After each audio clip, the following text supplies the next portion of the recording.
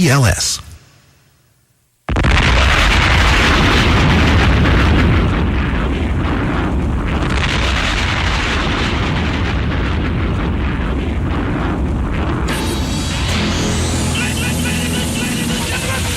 It's Wendy, man.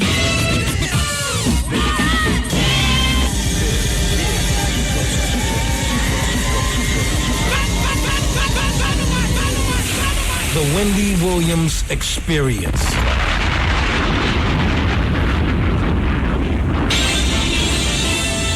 And now we're pleased to bring you our feature presentation.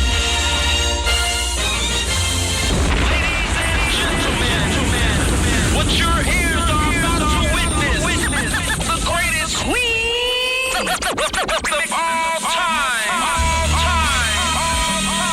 Okay, party people in the house. Turn it up, yo. Turn it up. This is it. Allow me to reintroduce this representing From west to east. Just better get it right. Y'all know the name. Wendy Williams. Been in this game for a while. I hate to brag. Ain't nobody It is phenomenal. Like the queen. Right here. who the world is this with so much drama. From yo block to yo block, I heard of the number one female. Been doing this for years. Every barbershop, beauty salon. Who the world is this with so much Again and again. Wendy Williams. Bringing your name up. A lot of you haters scared to death. She at it again. Wendy Williams. She in it to win. Wendy Williams. She back and she staying. Wendy Williams. The ain't playing. I like to present you the winner of the Game Shoes of the Year award. Once again. Introducing the queen. Yeah, man. Hey, everybody. It's the Wendy Williams Experience. Welcome to the show.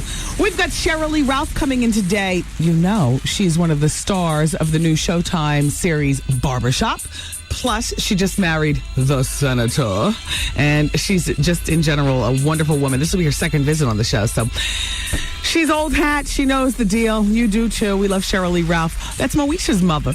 Plus, we have Advice Hour and the celebrities. Well, they always keep us interested, don't they? Venus and Serena. Today, we'll talk about Game and Babyface and Suge Knight, Michael Jackson. And I have a blind item that, for the life of me, I cannot figure out.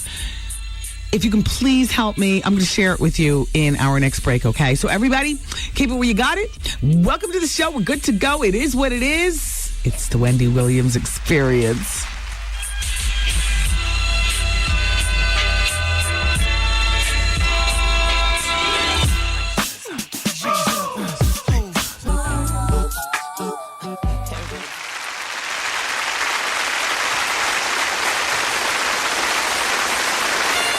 Ladies and gentlemen, it is with great honor and distinction that I introduce to you the queen of all media, Wendy Williams.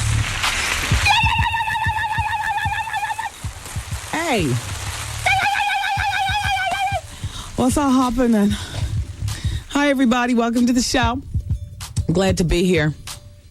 It's the Wendy Williams Experience. We're getting that experience relief telethon together as we speak, and we should have all the details for you tomorrow regarding, you know, your 24 hours of the Wendy, and the telephone numbers where you'll be able to call and pledge the date that it's going to be happening and whatnot. Man, I mean, New Orleans is how will they? That's just an entire city just wiped away. It's really something, right? 80% underwater. They're saying that, you know, by the end of today, it'll be more like 95% underwater. Just devastation. You know, our booker, Elisa, her sister goes to, where does she go? Tulane Law School? Yeah. Tulane Law School, which is in Louisiana. Law school done. She managed to get out because she's friends with somebody whose mother is like head of disaster relief, and called and gave her the drop. Look, we're about to evacuate the whole city. Literally, homegirl got on the last flight that ever left New Orleans before Katrina hit.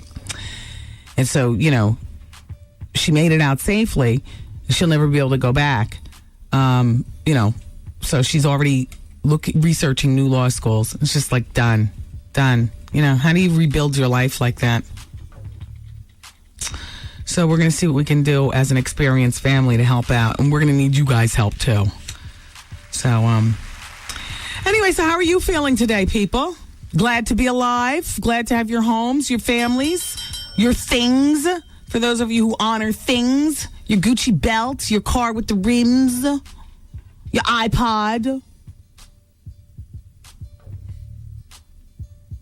This is a guilt trip? No, it's time for all of us to be thankful, please. I mean, me too.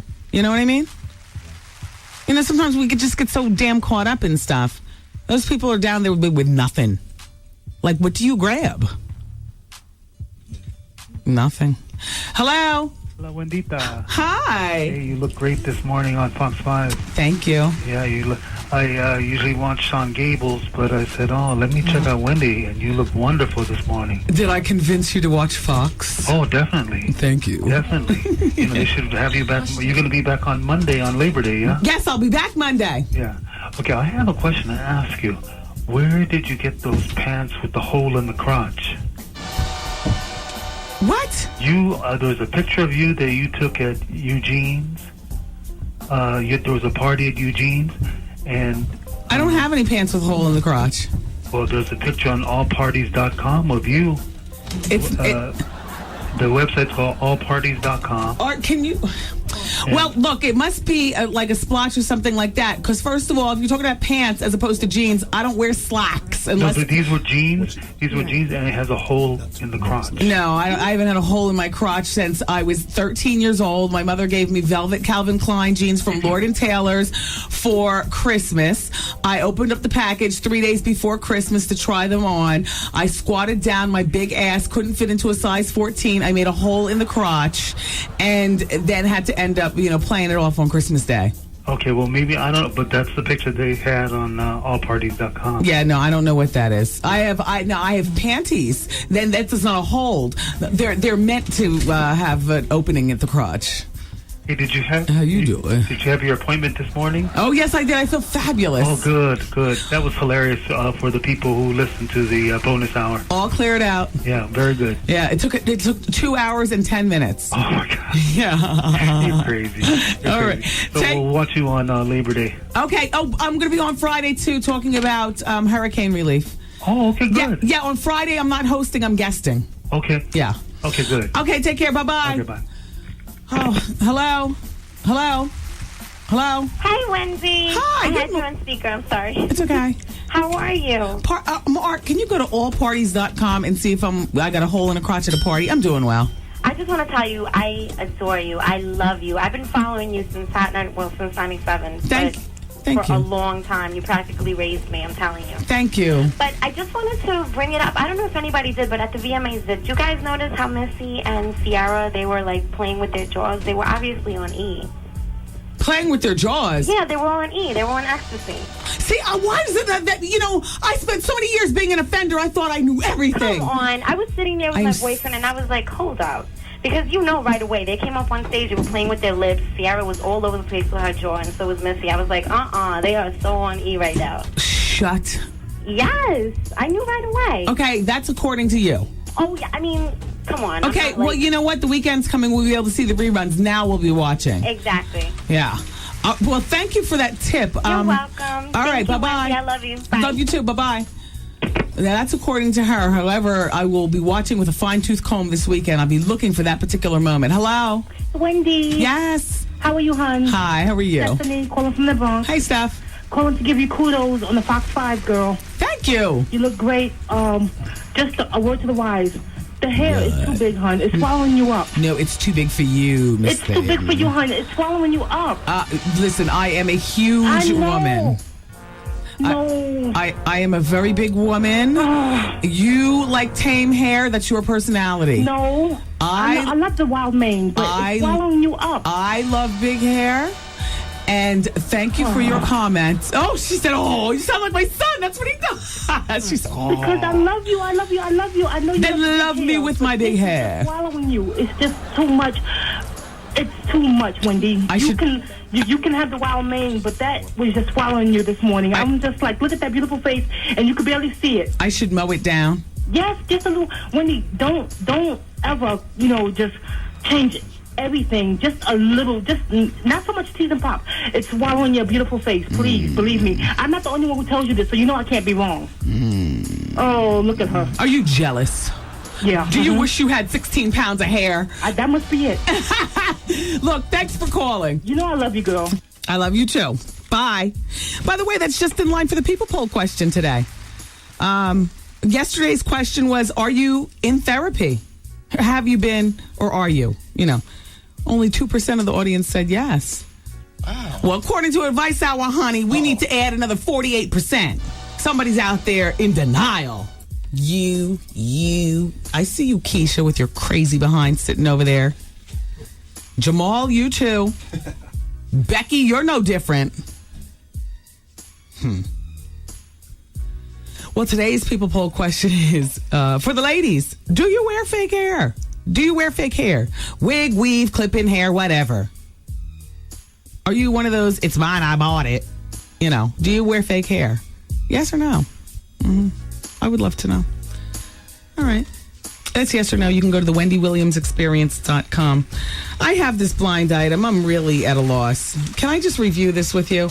And I think my problem is that because I don't go to the movies, every once in a while there's a blind item and it's germane to the guessing that I know who's in the movie. And I don't go to the movies and I don't follow the movies. I don't, like that.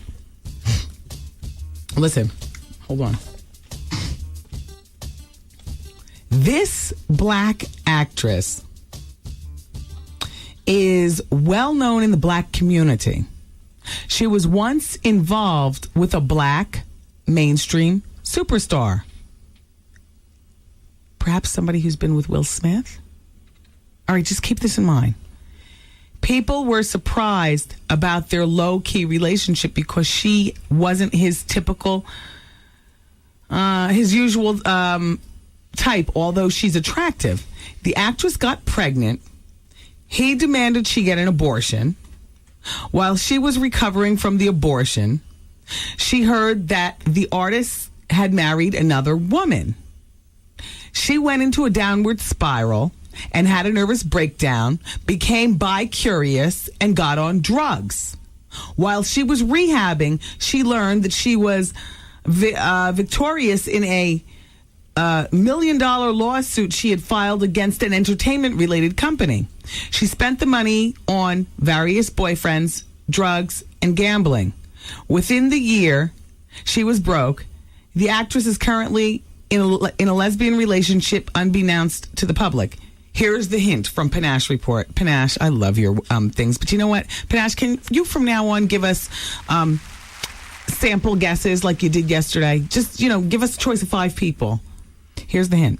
She co-starred in a movie that came out earlier this year. I was going to say Lark Voorhees and Martin Lawrence, but Lark Voorhees hasn't been around for a month of Sundays. Who is that? Do you want me to read it again? Yeah. I'll read it faster this time. We only have a minute on the break. This black actress is well known in the black community. She was once involved with a black mainstream superstar. People were surprised about their low-key relationship because she wasn't his typical type, although she's attractive. The actress got pregnant. He demanded her to get an abortion. While she was recovering from the abortion, she heard that he married another woman. She went she went into a downward spiral and had a nervous breakdown, became bi-curious, and got on drugs.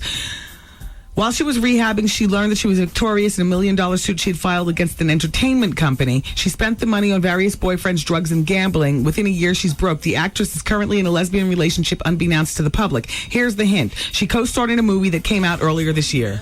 I don't know if it was audio or whatever. It was like 3 weeks ago. And he was like, shut up or go take a bath or something. And I wanted to tell him that he shouldn't be rude to people when I'm calling.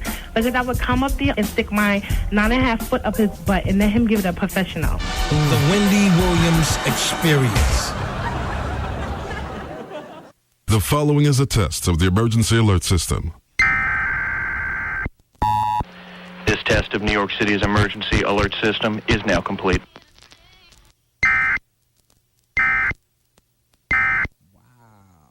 Wow.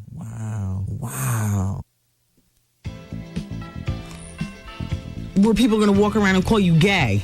Right. So, be free. Don't be acting like you talking to me. I am talking to you. You're talking about me, though. Easy. Slick. How you doing? All right, everybody. It's 107.5 WBLS. Today's R&B Classic Soul and the Wendy Williams Experience. Whole lot happening here at BLS. We got a big announcement on Tuesday. I think I'm going to have it go down during the bonus hour. Do you know what I mean? I mean, Vin's leaving it up to me when I want to do it. So I figure the bonus hour, like people listen all day, but we really capsulize the moment during the bonus hour. I am so hungry. Oh my gosh. Shout out to everybody over at Fox 5 Good Day New York. I had so much fun yesterday and the day before and today. Angie's going to be doing it on Thursday and Friday. Friday, though, I'm actually going to be going back on because we're going to be, don't do that. Art. On Friday, I'm going to be going back on. We're going to be soliciting, people, encouraging people to help out with the hurricane. I don't know in which way we're going to be doing it at Fox, but I just know that we have our own little thing that we're cooking up here for the experience for next week, but we'll let you know about that. Which has nothing to do with my big announcement. The big announcement is something totally different. But anyway, shout out to Chris Galis. Thank you very much, for making me feel so welcomed over there. Shout out to Stacey Ann Gordon. Thank you so much, Stacey. Mike Woods. You are from the same tribe as Tyson Beckford, come to think of it. That was a good call for Chris to say this morning. The muscly, chiselly, I said tribe. Tribe means you don't look exactly alike. You're just, like you go to the same gym or something. Anyway, shout out to Karen Hepp, who's been filling in for Lucy Ann. Excuse me, not Lucy Ann, Lucy Nolan. That's Stacey Ann. Special shout out to Sarah, Big Mama behind the scenes, bossing everybody around. Wendy, can you pull your shirt over a bit? Thanks. Making sure I didn't fall out of my mess. And shout out to Elizabeth. Thank you all so much. And everybody else, the cameramen, the crew. I'll see you all again on Friday and then again on Monday. Tomorrow is September 1st. Thank goodness. Do you know what tomorrow is, Art? Lugs Day. Uggs. You remember, you are so in my life. Can you get your own? I like yours better. Yes, tomorrow is the first day Ugg season begins, as far as I'm concerned. So I don't know what you're doing. I don't know how you judge, whatever. It doesn't matter to me. Tomorrow is the first day of Ugg season, and I'm putting my flip-flops away. Oh, and Shaylin came by this morning, too. She was behind the scenes at Good Day Fox 5. Yeah, Good Day New York. She was sitting in the studio. They all had blankets on. I was looking over at them. Can you imagine? I'm the first one to turn up the heat in the studio. But there, I was fine. Anyway, tomorrow is the first day of Uggs, and I'm really excited about it because we're ushering in a new season. Give me some WBLS liners and whatnot. In Rock Creek Park. Oh, yeah. Oh, yeah. Oh, yeah. Today is Wednesday. It's the Wendy Williams Comedy Experience. I got my B12 vitamin drip earlier today. So I will be at the Comedy Experience. I know what you're thinking. You've been up all day. No, I'm going to be there tonight, too. Mm-hmm. 2 fists in it. Ooh. All right. So the Laugh Factory is located at 42nd Street at 8th Avenue. So come on by and have yourself something to drink, something to eat. The comedy is always stellar. Art's working on his routine right now as we speak. Shout out to Deion Livingston, our general manager. He will be there again tonight. Wow. He said, I'm coming again. Couldn't get enough. He loved it. All right, Deion, so we'll see you in the place to be. Come hungry. A shout out to Capone, the gangsta comedy. Oh, boy. So we have 3 rooms going on. The doors open up at 8 o'clock. What room you're in depends on how early you get there. Do you know what I mean? You see all the same comedy and stuff like that, but I'm just saying, it's a popular ticket. I'm so grateful. This has been going on for like a year. So it's 42nd Street and 8th Avenue. Doors open up at 8 o'clock. When I sign off at 7, I'm going for a quick polish change. Then I'm going right to the club. So I should meet you there by 8 o'clock. The comedy starts at 9 o'clock, and we just have a great time. It's the Comedy Experience, the Wendy Williams Comedy Experience. at the Laugh Factory tonight, 42nd Street and 8th Avenue, New York City. Tomorrow, the place to be is the Shadow. It's New York's proven nightclub leader. Party, party, party. DJ. By the way, Chuck Chill Out is there on Saturday nights, and it's always packed. The thing that's so special about tomorrow is that it's Thursday, which means that it's free. Go sample. If you love it, then go back. It's the big Labor Day weekend. You know how the Shadow does. All right. Keep it here. I'll be telling you more about what's going on for the Shadow for the weekend also because, it's always jam-packed. They got that singles deal and whatnot, all right? All right, so let's continue. It's the Wendy Williams Experience. Now, don't forget, Vaughn Harper comes up at 7 o'clock on 107.5 WBLS. Yes, Massive and Crew, this is the original rude boy, David Levy, from the #1 Caribbean show in the world, Caribbean Fever, heard right here each and every Sunday, 4 p.m. to 7 p.m. on 107.5 WBLS. Broadcasting live, it's the Queen of Radio, Wendy Williams. This is Chuck D, Public Enemy, #1, right here on the Wendy Williams Experience. Oh, boy. I have good news and I have bad news. What do you want to hear first? I'm going to give you the bad news. It's the Wendy Williams Experience, and that's not the bad news. The bad news is that Cheryl Lee Ralph is stuck in Philadelphia, luxuriating in the arms of the senator. No, she didn't say that part. But she's stuck in Philadelphia. She won't be on the show today. But we love you anyway, Shirley. That's the bad news. The good news is that Cockroach will be here for the Hour of Truth. Carl Payne. Carl Payne is in New York City today. He'll be telling jokes tonight at the Laugh Factory. No, he's not a stand-up comedian by trade, but he's making himself into that. There's good money on the road as a stand-up comedian. He's coming into my trade? Yes. No, into your trade. Somewhere in their Rainbow Coalition, there's a trade joke from Miss Artie, right? Okay. Anyway, yes, he's coming into your trade. He wants to be a stand-up comedian. Art is a new stand-up comedian. He tells jokes at the Laugh Factory, too. And Carl Payne, who we loved as Cockroach on Martin, it will be coming in and talking with us about life in Hollywood and so on and so forth. And he'll be there tonight at the Laugh Factory. Oh, boy. We have like 5 or 6 comedians that come through, FYI. And on any given night, you just never know who the comedians are going to be. We've had Tony Rock come through, Chris Rock's brother, who also happens to be on the show. My Wife and Kids. Right? Isn't he on My Wife? No. Which show is Tony on? He was on the first Dwayne Martin show. Yes. That's My Wife and Kids. All of us. Then Kevin Soul Plane. Yes. What's his last name? Hart. That's right. When Soul Plane was out, he came by and told jokes and stuff like that. So you never know who. Anyways, that's the good and bad news. No Cheryl Lee Ralph, but we got Carl Payne for the Hour of Truth. All right. So apparently Game got thrown out of the Magic Convention. Now, it's the Magic Market Place Convention, the big fashion convention every year in Las Vegas. It's a very provocative place for people, for buyers to go and check out new lines and for people who are either trying to peddle a new line that's about to come out or a line that's already out and they want to keep the momentum going. Vegas is the place to be. It's called the Magic Convention. Well, Game has an upcoming sneaker called Hurricane by 310. And Game was supposed to be at the Magic Convention to showcase his upcoming sneaker. Organizers of the Magic Convention pulled him aside when he got there and told him to leave. Well, they believe that he had something to do with the shooting of Suge Knight in Miami, and that Suge and his people might retaliate. And it might go down right there in the middle of all the clothing, all the racks, and all the buyers and whatnot at the Magic Convention. So here's what Game told the Associated Press by telephone. They had a lot of state police exit us right out the building. They were scared that there was going to be some drama. But I don't know why they would be scared. I had nothing to do with the shooting. That's Game on the telephone with the Associated Press.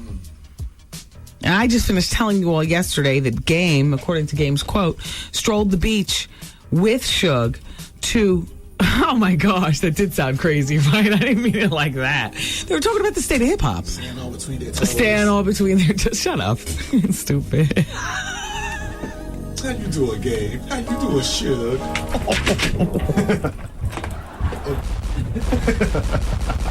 Oh, my leg. Give me some Hennessy. Oh.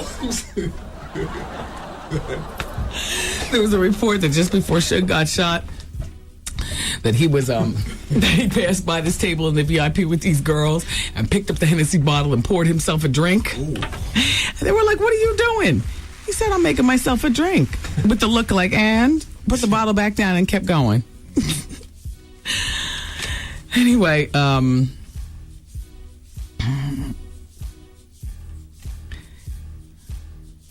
here's what Game is saying about the shooting. I didn't see Suge Knight in the club. I never saw him in the club. And the Game said people are trying to link him with this thing that happened with Suge because both of them are from Los Angeles and they both have gang ties and so on and so forth. This is what he says concerning going back to the magic throwing out. He says, "It's a very embarrassing situation for myself, my management, and my whole family." Thrown out of there based on, they're nervous that he had something to do with Suge's situation. And I don't have any new word on Suge, by the way. I know at the top of the show I said we were going to talk about Suge. We just did. No new word. Oh, except for people are still saying that the most concrete thing that people are saying consistently is that Suge shot himself in the leg. Like Suge was carrying a gun and the gun went off and he shot himself in the leg. Of course, in a situation like that, if the gun is not registered or if you're on parole, then you're not supposed to have a gun. You can go back to jail. So maybe he had a gun. Maybe the gun was discharged and maybe he had to pass it off to somebody. I don't know. There's no word on it. So let's move on. Oh, not that I can't stop. I won't stop. Thank you. Get off my bra strap. You don't have to clap at every damn thing. Oh, boy. Listen, the phone lines are open for advice hour. Just make sure that your situation, your snafu, and what have you is very well thought out. You get on the radio and speak nice and clearly, okay? And turn your radio all the way down because I don't want the feedback. I don't need that kind of drama. And make sure you're not cursing and get to the point, okay? And I'll try to help you out the best I can. I'm a woman with a certain opinion. I'm not your friend, in real life. Like, we're friend in head. That means that, after you hang up the phone, I'm not there to badger you about, did you leave him yet? Did you leave him yet? Did you, or whatever. I'm not there to badger you. Did you register in school? You need your school. I'm not, I can give you my opinion on what's going on with your particular situation if you lay it out for me, and sometimes that's the kind of opinion that you need, as opposed to going to your friends who will constantly judge or question or ask, or your mother and father or your cousins and them. So I'm here. We spend every day together. I mean, that should account for something in our relationship, shouldn't it? Sure, it should. 866-GET-WENDY. 866-GET-WENDY, and we'll do Advice Hour next hour on the Wendy Williams Experience. It's Wendy, man. I'm constantly sleeping with my baby's daddy. He is engaged to get married to someone else. Should I give it all up and say, well, I tried to have a relationship here? You can't have a relationship. He's engaged to somebody else. He's about to get married. Really, I just can't take it. The Wendy Williams Experience.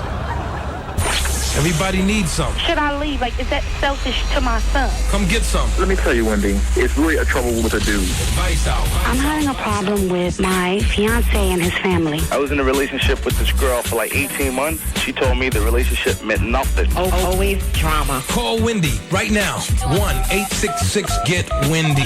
Fax Wendy at 866-WENDY-FAX. Wendy, can you give me advice?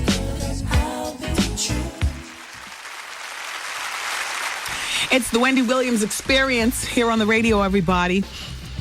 You know, we're working very, very hard to pull together this radiothon. We're like 95% there, so it looks like before the end of the day, I'll be able to tell you all about our radiothon and you know, when it's going to be, what day. Excuse me. The pledging process and the whole bit. You know, if you don't know, well, this is a syndicated radio show, and we are on in the entire state of New Orleans. New Orleans is divided up into 3 different media markets. Upstate is Shreveport, where we're on the radio on The Beat in Shreveport, Louisiana. That's 103.7, and they're doing well there. Mid-State is Alexandria, where the Wendy Williams Experience can be heard on KEDG KISS 106 FM. And then downstate is New Orleans, where we can be heard, well, where we used to be heard on WQUE FM Q93, number 1 for hip hop and R&B. All 3 of those stations are hip hop and R&B stations. All 3 of those stations are the number 1 station, you know, putting it down. Q93, much like everything else in that city at this point, is no more. I haven't talked to any of my fellow jocks. I have no idea where they are. Nobody's, of course, answered. Well, there is no radio station to answer the phone, as we've found out. There's really nothing going on at all there in the city. I haven't spoken with my general manager. You know, my crime boss is there. Like nobody. But you know, so that's why this particularly, you know, if you listen to the Experience every day, then you know, in our own little sick way, we're all a radio family, and a portion of our family has been absolutely wiped out. The entire New Orleans, an entire radio station, Q93, and an entire city. So, you know, we plan to do something about it. Let us just get things together here, and by the end of the day today, we're going to let you all know how we all can help our country family. Q93. All right. Hello. Hi, Wendy. Hi. How are you? Okay. Good. So what's going on? Nothing. I'm a lesbian, and I have these 2 girls, and I don't know what to do because I should really settle down, but it's like I want both of them. Okay. So how old are you? 34.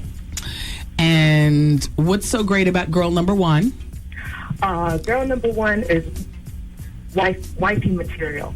Okay. Okay, what's so great about girl number 2? Independent. So with the wife one, she's not so independent. Right. In other words, you'll have to pull her weight. Maybe, yeah. For a while. Does she have potential? Very much. A lot of potential, but it'll still take time. Whereas girl number 2 is independent, but not wifey material. I mean, you know, are you planning on, you know, getting married and adopting children and whatnot with these girls? Get married, yeah, but adopting kids, nah. Okay. We already got the kids. Okay. Well, how long have you been with girl number 1? 4 years. And how long have you been with girl number 2? Hello? About 7 months. Yeah. Well, so you've been cheating on girl number 1. Don't say that word. But you have. You're in denial. So why would you leave your solid relationship with a woman who's wifey material for some girl who's a jump off? Because how that relationship started is just how it's going to end.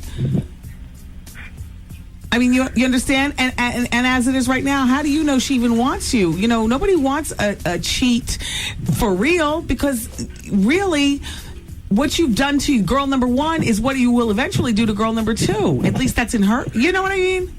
Yeah. Yeah, you ain't no good. You think? Yeah, I mean, I'm just saying, you know, if you don't want to be with girl number 1, if that's not who you want to marry and continue on with, then break up with her. But deception is no good's going to come to you. You know, you're being deceptive. And you're 34. You're old enough to learn how to own up to, you know, what you want. If what you want is to be out of the 4-year relationship, then you should let her know. Okay? Yeah. Thanks for listening. Bye-bye. Was she playing her own crickets? Hello? Was she playing her own crickets? She was playing her own crickets. Hello? Wendy. Huh? How you doing? Hi, how are you? Hi, fine. Good. You know what? I need some advice. Okay. I've been dealing with a young man for about a year now. Mm-hmm. I'm 29. He's 38. Okay. Okay? It's nothing. We're not, like, dating or anything. I guess it's like a booty call, I guess. Whatever. Okay, let's first of all define what you are. You've been dealing with him for a year. Yeah. How often in a 7-day week do you see him? 4 days. Okay. What do you do when you see each other? We hang out. What time of night is it that you hang out? We're hanging out probably in the evening. After work? Yeah. Do you cook for him? Yeah. Does he cook for you? No. Well, I mean, okay, I shouldn't ask that. Is it always sex all 4 times? No. Okay, so this is not a booty call. You see each other before midnight, or let's get this correct. Sometimes it's at midnight now. Don't get me wrong, yeah? Okay, in 4 days a week, when is it, how many times is it after midnight? I want to say 2 out of the 4. Weeknights or weekends? The weekend. This is not a booty call. This is a relationship. Okay, don't call this a booty call. So that's good. You've stepped up. You are not the booty call. Okay. Do you go out in public together? No, we don't. But he has like a secret life, like a jump off. Yeah, no, he's got a secret wife. He must have a secret life. Well, because like he doesn't. He knows my kids. He knows okay. where I work. He knows everything about me. I know nothing about him. That's your fault for not. I mean, I know his. I've seen the kids before and stuff, but it's like I want a relationship with him, and I don't know how to tell him. Well, after a year, if you can't figure that out, and if you haven't see, a lot of this is your fault because you don't ask enough questions. I do. He said I talk too much. Okay, he's married. You need to break up. He's married or gay or living with. And how you doing? He's married, gay, living with. He has a whole other life, and you're not a part of it. Oh. He's telling you asked too many questions. You barely know anything about him. So what is your question to me? I don't know how to break it off with him. Oh, please. What's the matter with you? Because he's so... he understands me so much. Okay. We get along so well. He understands you so well because he understands that you will play your position. That's what he understands, and you're the perfect mark in his deceptive life. I don't know how to let go of him. Okay, well, if you don't know, I can't teach you, girlfriend. Thank you for calling. Bye-bye. Right? Yeah. Hello? Hi. Hi. Hi, Miss Wendy. How are you? I'm doing fine. How are you? Good. I cannot believe I'm speaking to you. Do you know I won tickets to your Dons and Divas, and I never got to go. I had no sitter. Oh, it happens. I know. Okay, I have a question. I can't believe I got through. Okay. Do I just start asking you now then? Yeah, go ahead. Okay. This is my situation. I've been with my daughter's father for, I'd say, almost 6 years. And we have a 5-year-old daughter who's in kindergarten. And most of that time, we've lived together basically the whole time. Last November, I stumbled across, he had the computer on, and I found that he had a separate email account that I never knew about. And I found dozens of emails corresponding back and forth with him and a coworker that he worked with at the time. Okay. That he was cheating. I read a few of them, and they were so graphic, it was obvious that, what was going on. So I packed up my stuff, my daughter, and I stayed at my mom's for a few weeks. And we broke up for a few weeks, but he begged me to take him back and promised he wouldn't do it again. It only happened twice and all this other stuff. So we ended up getting back together, and everything's been fine since. And this is last November, but every time he leaves the house or we're not together, I don't know if he knows that I'm thinking this, but I don't trust him. I think he knows I don't trust him, but it's like I'm kind of half and half, like, what should I do? He talks about marriage sometimes, but it's like, it hasn't even been a year. You can't marry him until you get beyond this. Right. And maybe the reason that you don't trust him, I mean, in addition to the obvious, which is he's betrayed you. Does he still work at the same job? No, absolutely not. He quit as soon as I found out what was going on, and he's been in a new job ever since. Oh, well. But I'm curious, like, I'm wondering if he's talking to her still. Or does he have somebody new? Or exactly. And he's with me 24/7, so I don't know how he'd have time. That's why I never even suspected it in the first place. Believe me, when they want it, they make time. It sounds like you really do need to get over it, or just leave him. Get over it or leave him. It's gonna drive you crazy. Right. And it's gonna make you eventually a no good mother to your kid because you're so concentrated on what their father's doing. Right. Do you I hear understand? you. Maybe you want some therapy? I think I do need it, honestly. He's even said to me, occasionally, if we do fight, if something gets brought up about that, it's like it's the same thing you said. Either, forgive me and go on, or it's not going to work. But you're right. It's still in the back of my head. I need to get over it or move on, probably, I think. Therapy, it wouldn't hurt. You sound like a good candidate. Yeah, it wouldn't hurt. But, right. And I love him. We've been together a long time, and I'm still, like, in disbelief. I couldn't, it's like when and I understand. Why. Been there, done that, wrote the book. Yeah. Listen, start researching your therapist, and I wish you well. Okay, thank you, Wendy, and I love you. I can't believe I got to talk to you. I'm going to try to get to your next Dons and Divas. You got to let me know where it is. Yeah, I believe it's going to be in November, and I'll let you know as we get a little closer. Okay, thank you, Wendy. Okay, bye-bye.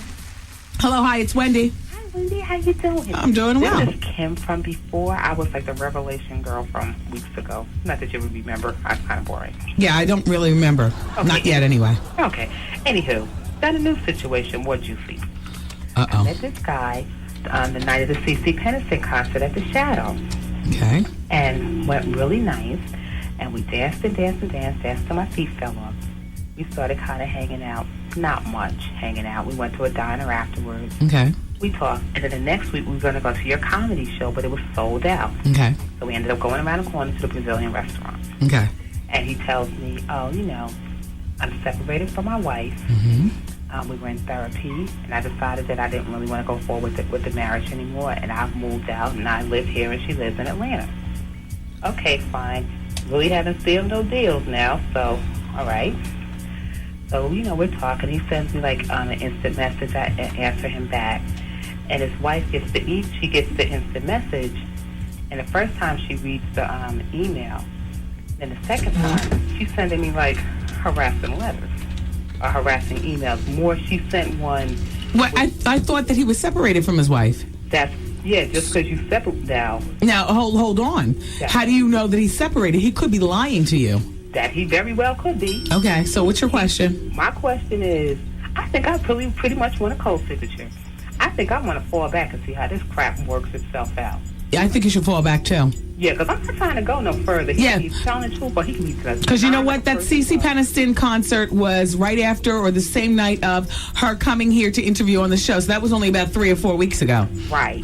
I think you need to fall back from this relationship. Don't even put relationship in the word because it ain't even got to that. There you go. There you go. All right. Thank you so much. You're welcome. Bye-bye. Friend in my head. Thank you. Friend in my head. Love that. Okay, so it's Advice Hour. And Carl Payne's coming up next hour for the Hour of Truth. We'll talk with him. He's starting doing his stand-up, and he's going to be telling jokes tonight at the Laugh Factory for the Wendy Williams Comedy Experience.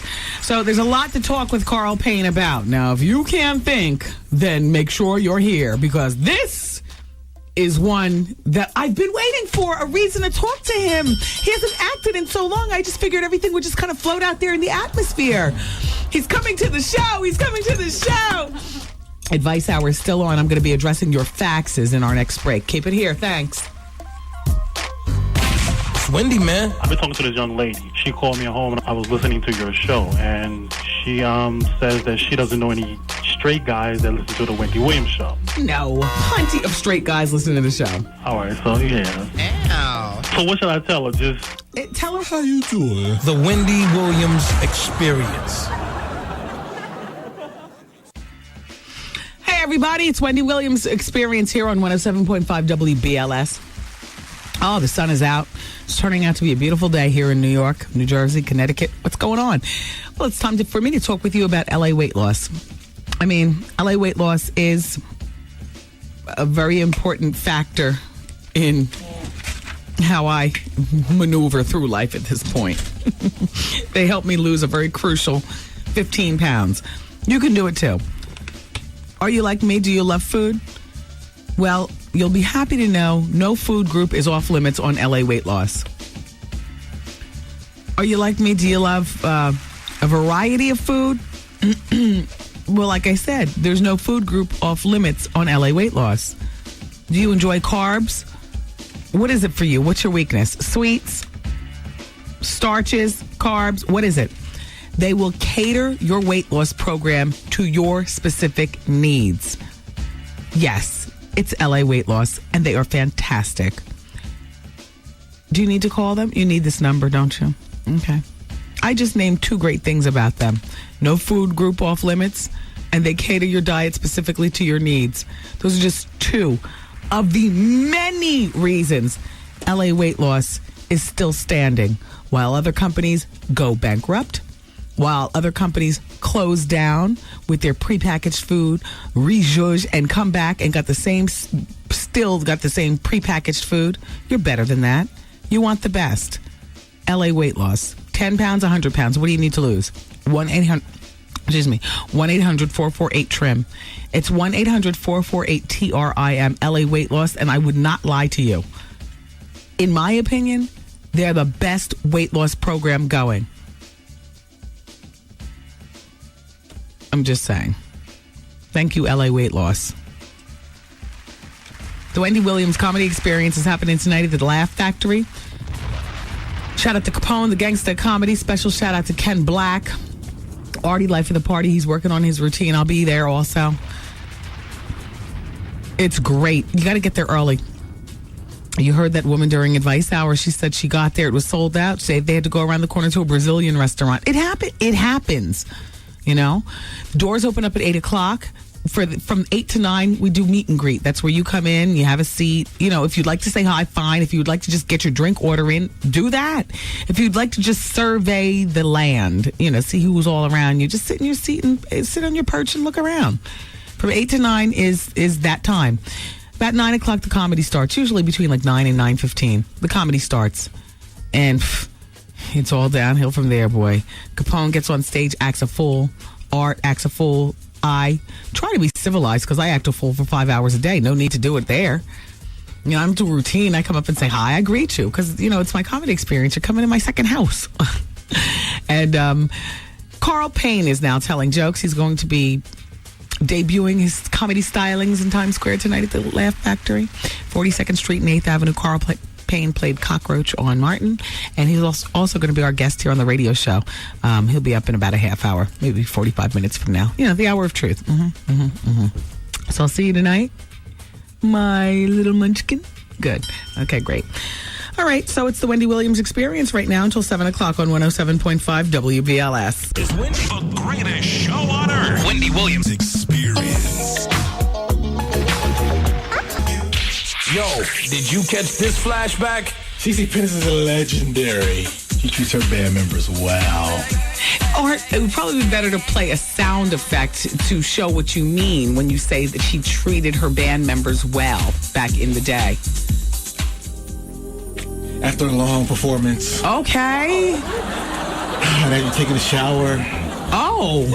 She calls a meeting with her band members. And tells them how professional they are. And she personally thanks them for doing a good job. Ray, or the drums, you were the man. Bring your sticks over here. Yes. Johnny on guitar. Oh, all of you come over here now. Let me tune you up. Oh, wow. Well, that was back in the day, CeCe passed. Yeah. Early 90s. Wow. And don't forget Rosalind, the backup singer. What? Philadelphia told me everything. What? Rosalind, let me put my face in your place. Oh my God. CeCe was with Rosalind. Easy. Okay. Does Rosalind know CeCe personally in a biblical sense? That was her backup singer. She's from my hometown in Philly. Oh, she would come off the tour and tell her story. See, CeCe, don't try to bring any fire over here because we will get Rosalind on this phone in a minute. Got him. This it right here. Miss a day, miss a whole lot. Coming through your speakers, boy. It's Wendy, man.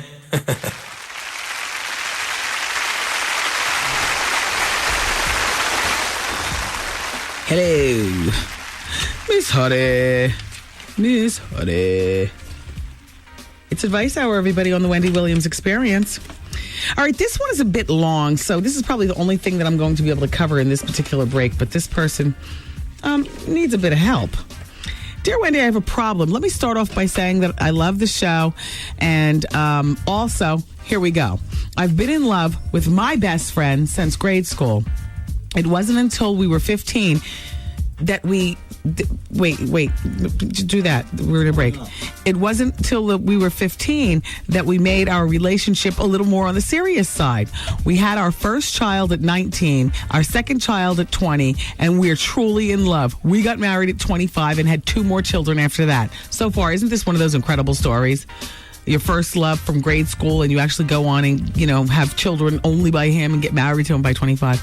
Anyway, I should have seen this coming, Wendy, because on our honeymoon, we were supposed to go to Maryland, but he decided to stay in Philadelphia.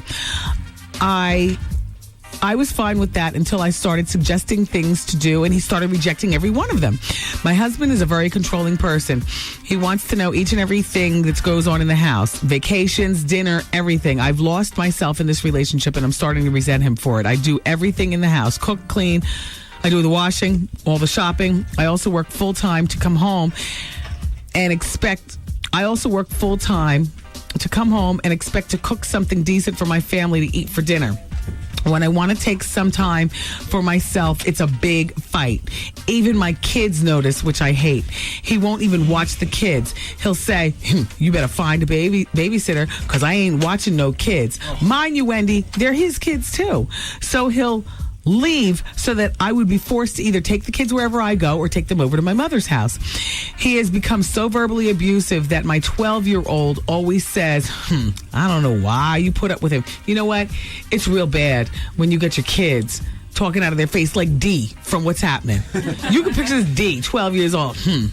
Mama, I don't know why you want to backhand them across the room on one hand, and on the other hand, you want to hug them. Like, please don't pick a man like mommy did.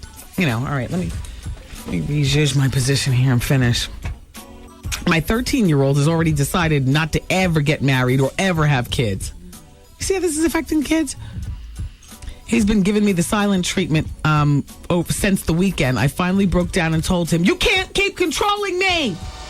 I'm seriously thinking about leaving him, Wendy, but I'm scared that the kids will hate me for doing it and won't be happy and everything will start to change. Like their grades and their attitude. People say stay for the kids. The kids need a mother and a father in the house. Who are these people? Methuselah and Mr. Jane Pittman and them? Who are these people who say that? You know what I'm saying. I mean, I'm hurting them. I'm hurting them, Wendy, or am I helping them? I'm teaching my daughter to settle. I'm teaching my son that women are only to be controlled. I think... All right, let me just get to the end of this. I'm depressed just listening to this. I know it's hot in here, but... This is my last day of it. All right, turn the heat down. Off, not down. Wendy, the bedroom is also controlling. I try to get into it, but I just can't. I cry some of the times. Oh, that just turns them on more when you cry. Right? Yeah, it's crazy.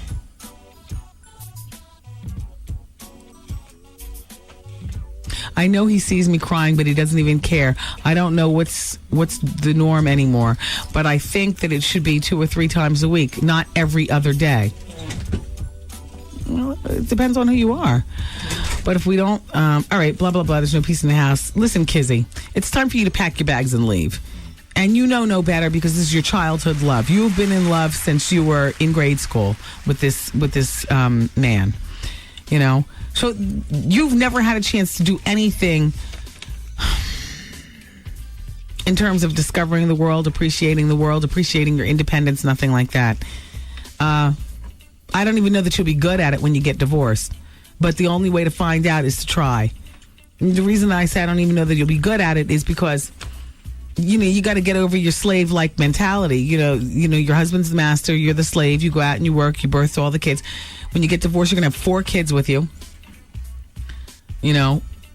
No, staying together for the kids is not the best thing.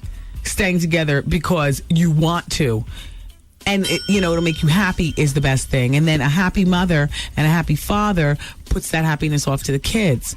I use this example because they use it in flights, and I find it to be such a great statement about life. When that resuscitation mask drops down, a mother's instructed to put it on her first so that she can then rescue the baby, put it on the baby.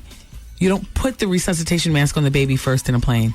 They tell you, as an adult, you put it on you first, and then you put it on the baby. So relationships are a lot like that mask, and life is a lot like that mask. You've got to do, as an adult, what makes you happy, whether it's your mate, whether it's your job, whether it's your living condition. You can't do necessarily with the kids in mind all the damn time, because you will be miserable, and then you'll be a miserable parent. You'll wake your children up with an attitude in the morning. How you wake them up is just how they go to school, and that's that attitude why they're always beating somebody's ass on the playground, because you start off in the morning screaming at them and pulling them under the loose skin under their arm. Get in here. You know what I mean? How they see you act is how they act. So this is not about the kids. This is about you and your sanity. And you, Kizzy, needed to have been gone a long time ago. And don't be scared what the future holds, because there are no guarantees that it's going to be all smooth sailing. But you need to do this, and you might want to get some therapy to help you along the way.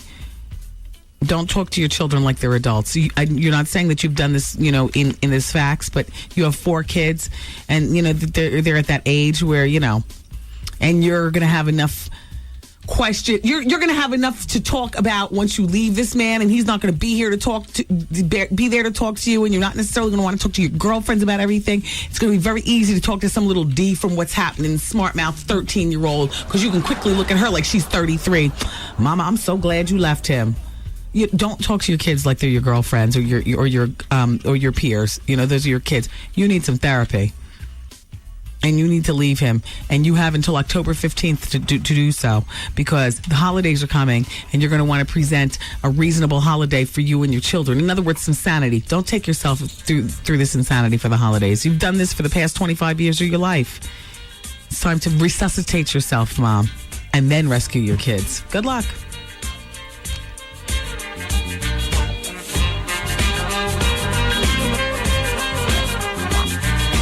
Wendy, man. Presently, my husband just got discharged from the military. But now he's home, and I just want to tell him to get the out. The Wendy Williams Experience. Baby, don't you know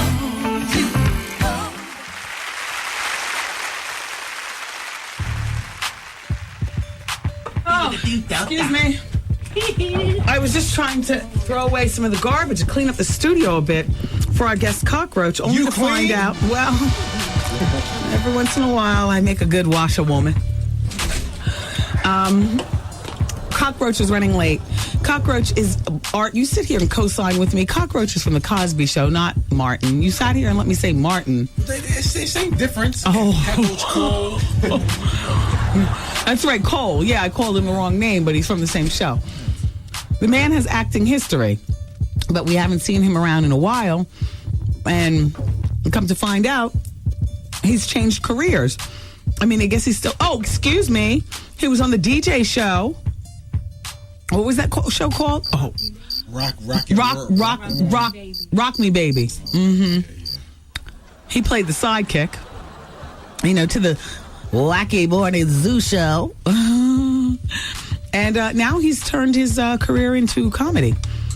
I mean, a stand-up comic. So he's probably going to still be acting, but listen, if he can get it off, that's good, steady money. Traveling from city to city and telling jokes.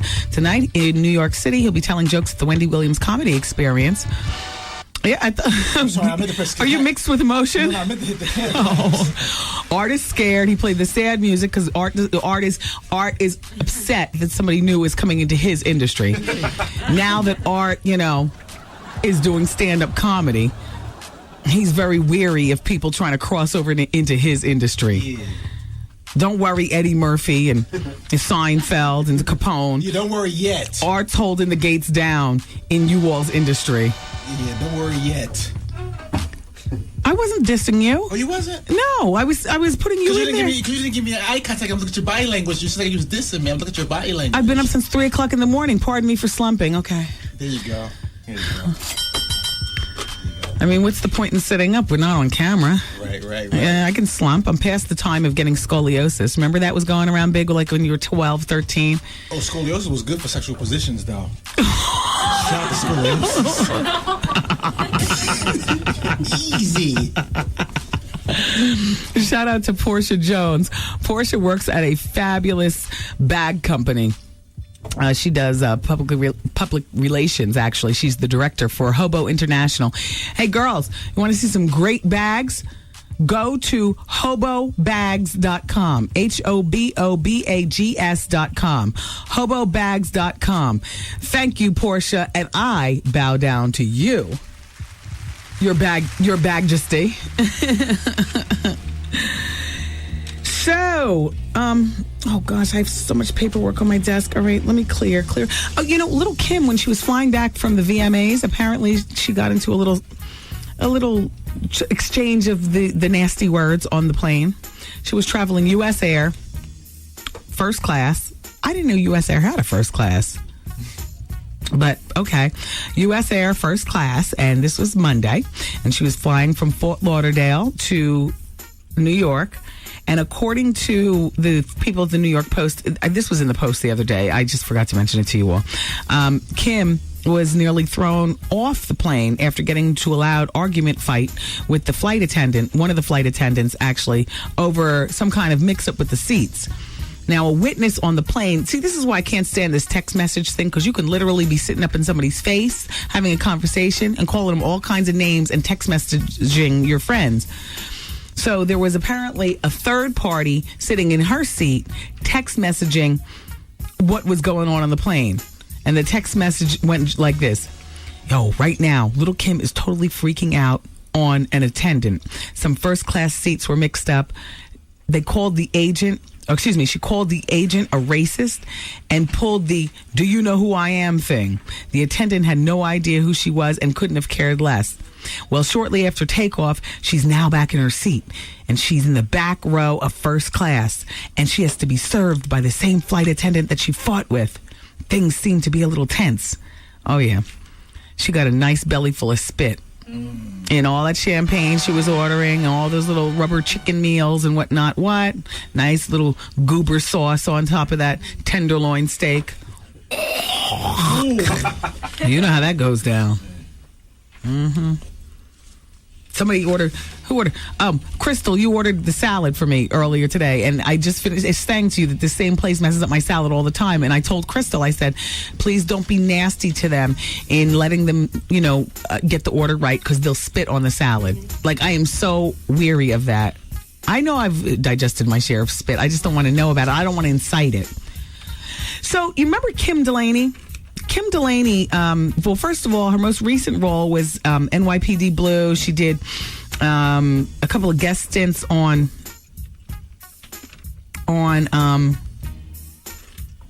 that show that I watched with my niece on the telephone. What is the show like? The OC. She did a couple of guest stints on the OC. Well, apparently she's a stone cold lush. Now, I recall all through my years of gossip her being in and out of trouble with the DUIs and stuff over drinking. Well, she's 42 years old right now, and she's an Emmy Award-winning actress. And apparently, the court in Santa Monica, California, the other day gave temporary full custody of her 15-year-old son, Jack, to her ex-husband, Joe Cortez. Joe and Kim got divorced back in 1994. Apparently, the 15-year-old got on the stand and said that, well, here's exactly what he said. My mother came to pick me up at a friend's house. She was drunk. Her your own kid ratted her out. Is that good or is that bad? That's bad. I mean, but on the other hand, he loves his mother. He's trying to help her. But damn.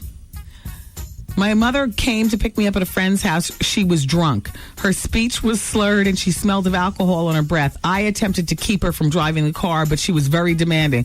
Give me a keys. Hey. Hey. My mother demanded that my friend get in the car and go with us. He refused to drive with her because she was so drunk. Unfortunately, this is not the only incident in which I have seen my mother drunk. I have not seen my mother since August 11th. I don't want to see her until she's completed rehab and is sober. I'm very concerned for my safety when I'm with her, and I want to live with my father.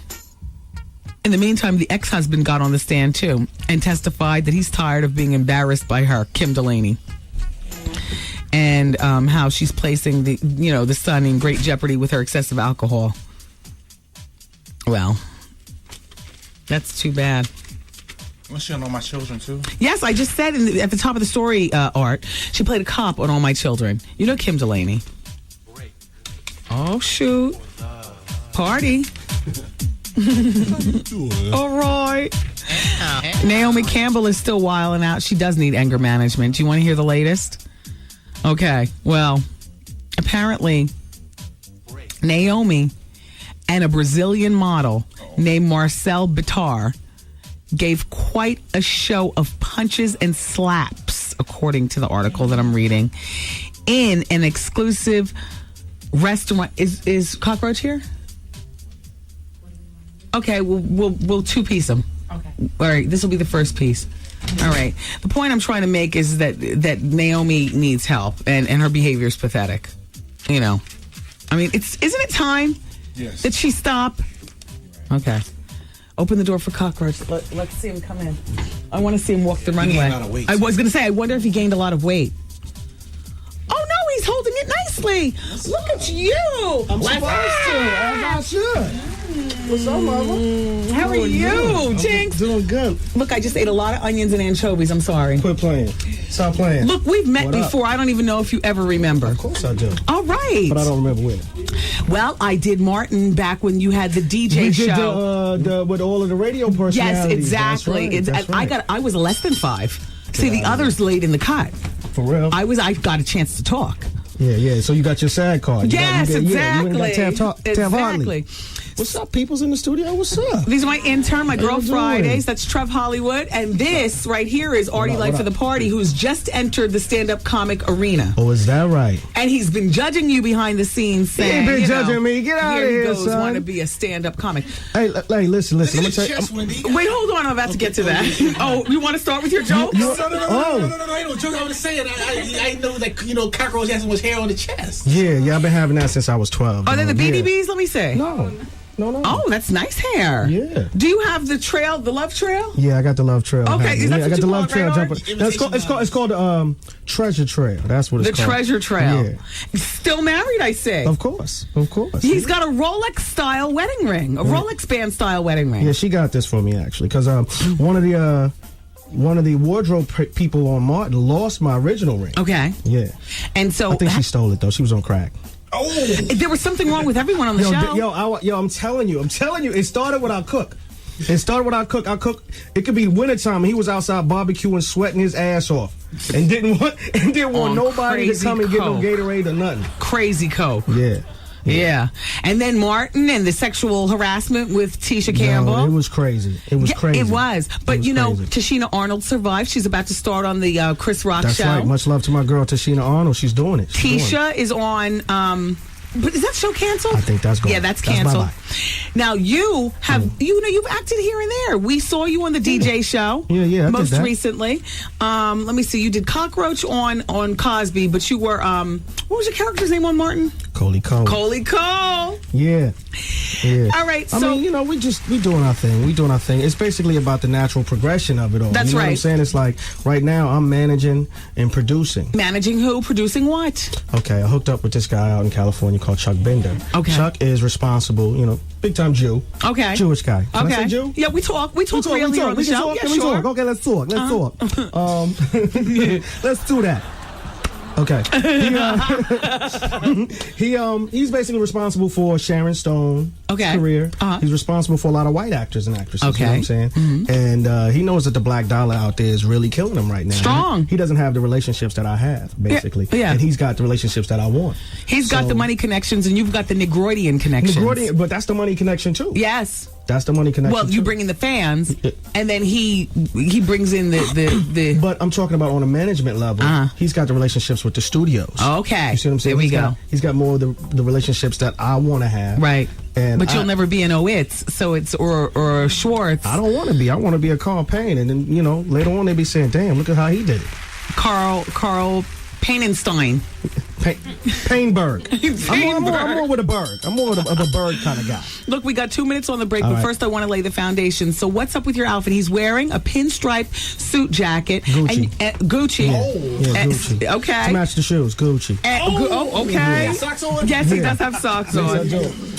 I got men's socks. Men who wear Gucci loafers with no socks, that's an immediate gay thing. Oh, is it? According to the Village Voice. Okay. Yes. Well, I heard there was this one thing, too, about how you ask somebody, can I see your nails? And if they go like this, that's gay. If they go like this, yes, that's hetero. Yeah. I wish there was a camera in here, you all. Or take a picture of the hetero-gay position, and we can put that on the website. Gotcha. Okay. Right. Do we have a camera? We can take a picture of Coley Cole's doing it like that. I'm gonna get it. You know what I mean? Yeah. That's fun. That's So you're all dressed up. The white pants and this is how this is how I get down on a daily basis. You know what I'm saying? It's how I do. All right. And when I'm out handling business, this is business attire. Now you're going to be doing stand-up tonight at the Laugh Factory. Are you going to change or are you going to have this on? No, I'm going to change and put on something else. You know what I'm saying? Okay. Yeah. Listen, everybody. He got here late, so we need another break with you. All right. That's good. All right. And we want to get all in because we want to talk about Let's the do acting. It. Let's do it. But there's other whatever things, too. you want to do. This is your world, Wendy. I came to your world. You do what you want to do. Thank you, Carl. It's Carl Payne in the studio. Payne with a Y, everybody. Yes. All right. Keep it where you got it. There's more because you're married to Bobby Brown's ex-woman. Actually, freeze. We'll talk. And you are Bobby Brown's son's stepdad. Freeze. And there's a few more things I want to find out. You do. Freeze. I know you do. Let's keep it here. We'll be back. I've been with my boyfriend for 14 years, but he's so lazy. It's driving me nuts. I can't take it. It's driving me lazy. I went away for the weekend. I left dishes in the sink. I came back 2 days. They were still there. He don't sweep the floor. Dust can pile up on the computer. He does absolutely nothing. He does nothing. The Wendy Williams Experience. 107.5 WBLS. Today's R&B and classic soul. Couldn't have said it better myself. Yes, everybody, it's the Wendy Williams Experience until 7 o'clock on WBLS, and we're still celebrating the 107 days of summer. Be on the lookout Saturday, September 3rd, this coming Saturday. Bob Lee is going to be in the Bronx at Bronx Suzuki. The address is 4070 Boston Road on Saturday. You can enter to win a new Suzuki, and the WBLS Street Team and Bob Lee will be marking the spot at 3 p.m. Saturday at Bronx Suzuki. Yes, because we are still celebrating the 107 days of summer. I am so over it, though. Starting tomorrow, to me, summer's over. I don't care if it's 105 degrees. Like, it's September, And especially when kids go back to school, when school starts, no, please, we're happy summer's over. Aren't you happy? No. All these germs festering, 100 degrees, everything germy. You walk outside, it feels all soupy, moist. You walk 1 block and your skin feels like it's got a layer of funky smut all over it, right? Feel like you got to wipe your face with a paper towel 25 days? 25 times a day? Huh? I said I love it. You have air conditioner? Yep. There's a lot of people that don't have air conditioner, which means they haven't had sex since June. I mean, just get off me. It's hot. Ugh. Anyway, I'm looking forward to the fall. I am, surely. I have another reminder for you from the radio station about The Shadow. Tomorrow's Thursday. The Shadow nightclub is New York's proven nightclub leader. On Thursdays, The Shadow is free. On Fridays, The Shadow is live, all packed up in there with some beautiful people. It's 25 and older for the men and 23 and older for the women. It's a truly adult place. Saturday, chill out with Chuck. Chill out on the 1s and 2s. See? And then, it's Labor Day weekend, which means most people don't have work or school Monday. I don't have work here at WBLS. We're doing special programming. We're having a special, like DJ mix type thing going on. So we have off here on the Experience, but I will be coming into the city anyway because I have to do the Fox 5 Good Day New York, which I love. And then I'll go home after that. But in the meantime, for the most part, people don't have work or school on Monday. And so that means Sunday night at the Shadow, they're going to have their legendary Find Your Match Jam. It's the only thing to do in town. If you are single and you're looking to hook up with somebody, yes, Sunday is a holiday at the Shadow because there's no work or school Monday. And it's just $10 to get in all night long on Sunday night. And ladies are free before midnight. So when you're looking for something to do, starting Thursday night, it's the Shadow. Remember, Thursdays are free and they party all through the weekend at the Shadow. Tonight is the Wendy Williams Comedy Experience. Yep, starring Capone, the gangster of comedy, featuring Artie, Life for the Party. I'll be there too. Bring it on Artie, and then Artie brings on Capone. Capone brings on the rest of the show and is mad funny in between. We get like 5 or 6 comedians that come through every Wednesday night. You know, you'll be home well before midnight. I mean, you know, and come hungry. We've got food. You know, bring your money, and don't forget to tip your waitresses, you know. And if you're by yourself and you are wondering, well, should I go or not? Of course you should. There is no better place to come by yourself as a single. Ladies, I'm mainly talking to you. Men too. You don't look awkward in there if you're by yourself. You absolutely don't. And you never know who you might meet. The place is packed with cuties. Shaylin was there the other week for her birthday. Shaylin, did you notice anybody cute in there? Yeah, I did. There's some guys there. Yeah? Say? I'll be here tonight. I'm going to be a hostess. Oh, you're going to be a hostess. Yeah. All right. Look for Shaylin. She's one of our Girl Fridays here. You've been here for quite a while. Yeah, since November. So, you know, it's a whole thing going on at the Shadow, and I look forward to seeing you guys there tonight too. And of course, Carl Payne will be doing his New York stand-up comedy debut tonight. And just because he's Carl Payne doesn't mean I will not press the light. You know, I got the red light right underneath. A lot of people wonder why I always sit at the same table every night, because that is the table that has the button that hits the red light. The red light flashes in the back of the room, and all comedians know when the red light starts blinking, that means you're sucking and get off the stage. They don't know who's blinking the red light because I'm so far away from the area, but it's me. It's me. I sit there, a drink in one hand and my finger on the button in the other. Hey. Hey. Hit the button. And so, you know, he's not button proof. I have a feeling he's going to be funny, though. I mean, you know, he comes from a comedic background. Why wouldn't he be? So check out Carl Payne tonight, and check out Capone, Ken Black, and all the rest tonight at the Wendy Williams Comedy Experience at the Laugh Factory, 42nd Street and 8th Avenue. Doors open up at 8. Showtime is at 9. If you happen to have a book or something like that, you know, you want me to sign, or, you know, you have a bone to pick with or anything like that, I'll be there. I'm going over there. I should be there between like 8 and 8:15 tonight, okay?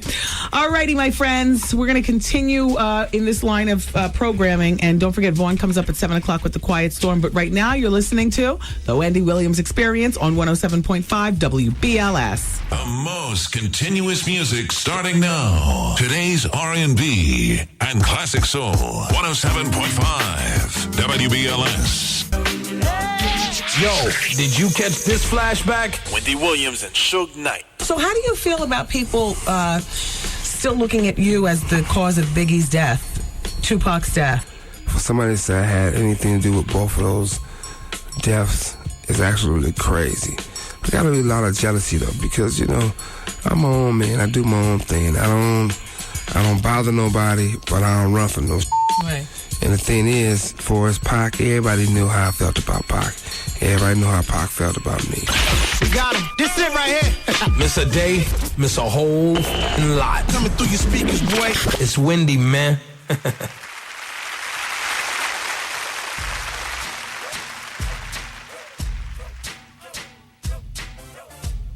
Disconnect the line because I don't want to fall back into it. Ow! Sorry. All right, it's the Wendy Williams Experience. Everybody, somebody sent me this. Who the F wears Uggs still? Loser. Excuse me. I'm an independent thinker. I still wear Uggs. You want to know why? Because I didn't start wearing them because other losers like you did. I wore them and I wear them still because they're comfortable and they're practical. And that's not the only thing that I wear, loser. I'm an independent thinker. I walk to my own beat and my own drum. And while you do what the flock does, I do my own thing. Now, you understand what I'm saying? For real, though. All right. It's Carl Payne here. Look. Who the F wears Uggs? Still. Loser. Yeah. All right, Carl Payne. What's up with your sisters? You ain't got no dark-skinned sisters. Everybody over there is like... I'm not light-skinned. Zoe, it's like caramel, cream, mocha, all the way up to beige. Like, you know. Everybody on Tuesdays dark skin? What's the name? Afwa? Oh, yeah, Afwa. Yep. And Zoe's there. And Zoe, Queen of the Interns. Okay, cool. We got everybody. Today is that day. Beige to taupe. Okay, we good. Uh-oh, I hear some stand-up art. He's great. I hear some stand-up. Yes. Carl Payne tonight at the Laugh Factory. All right. Oh, that's what I was trying to clarify. I was just coming through to bless the place and show love. Oh, you scared? Nah, I'm never scared. All right. Never scared. All right, we'll take your blessing. Never scared. Mm-hmm.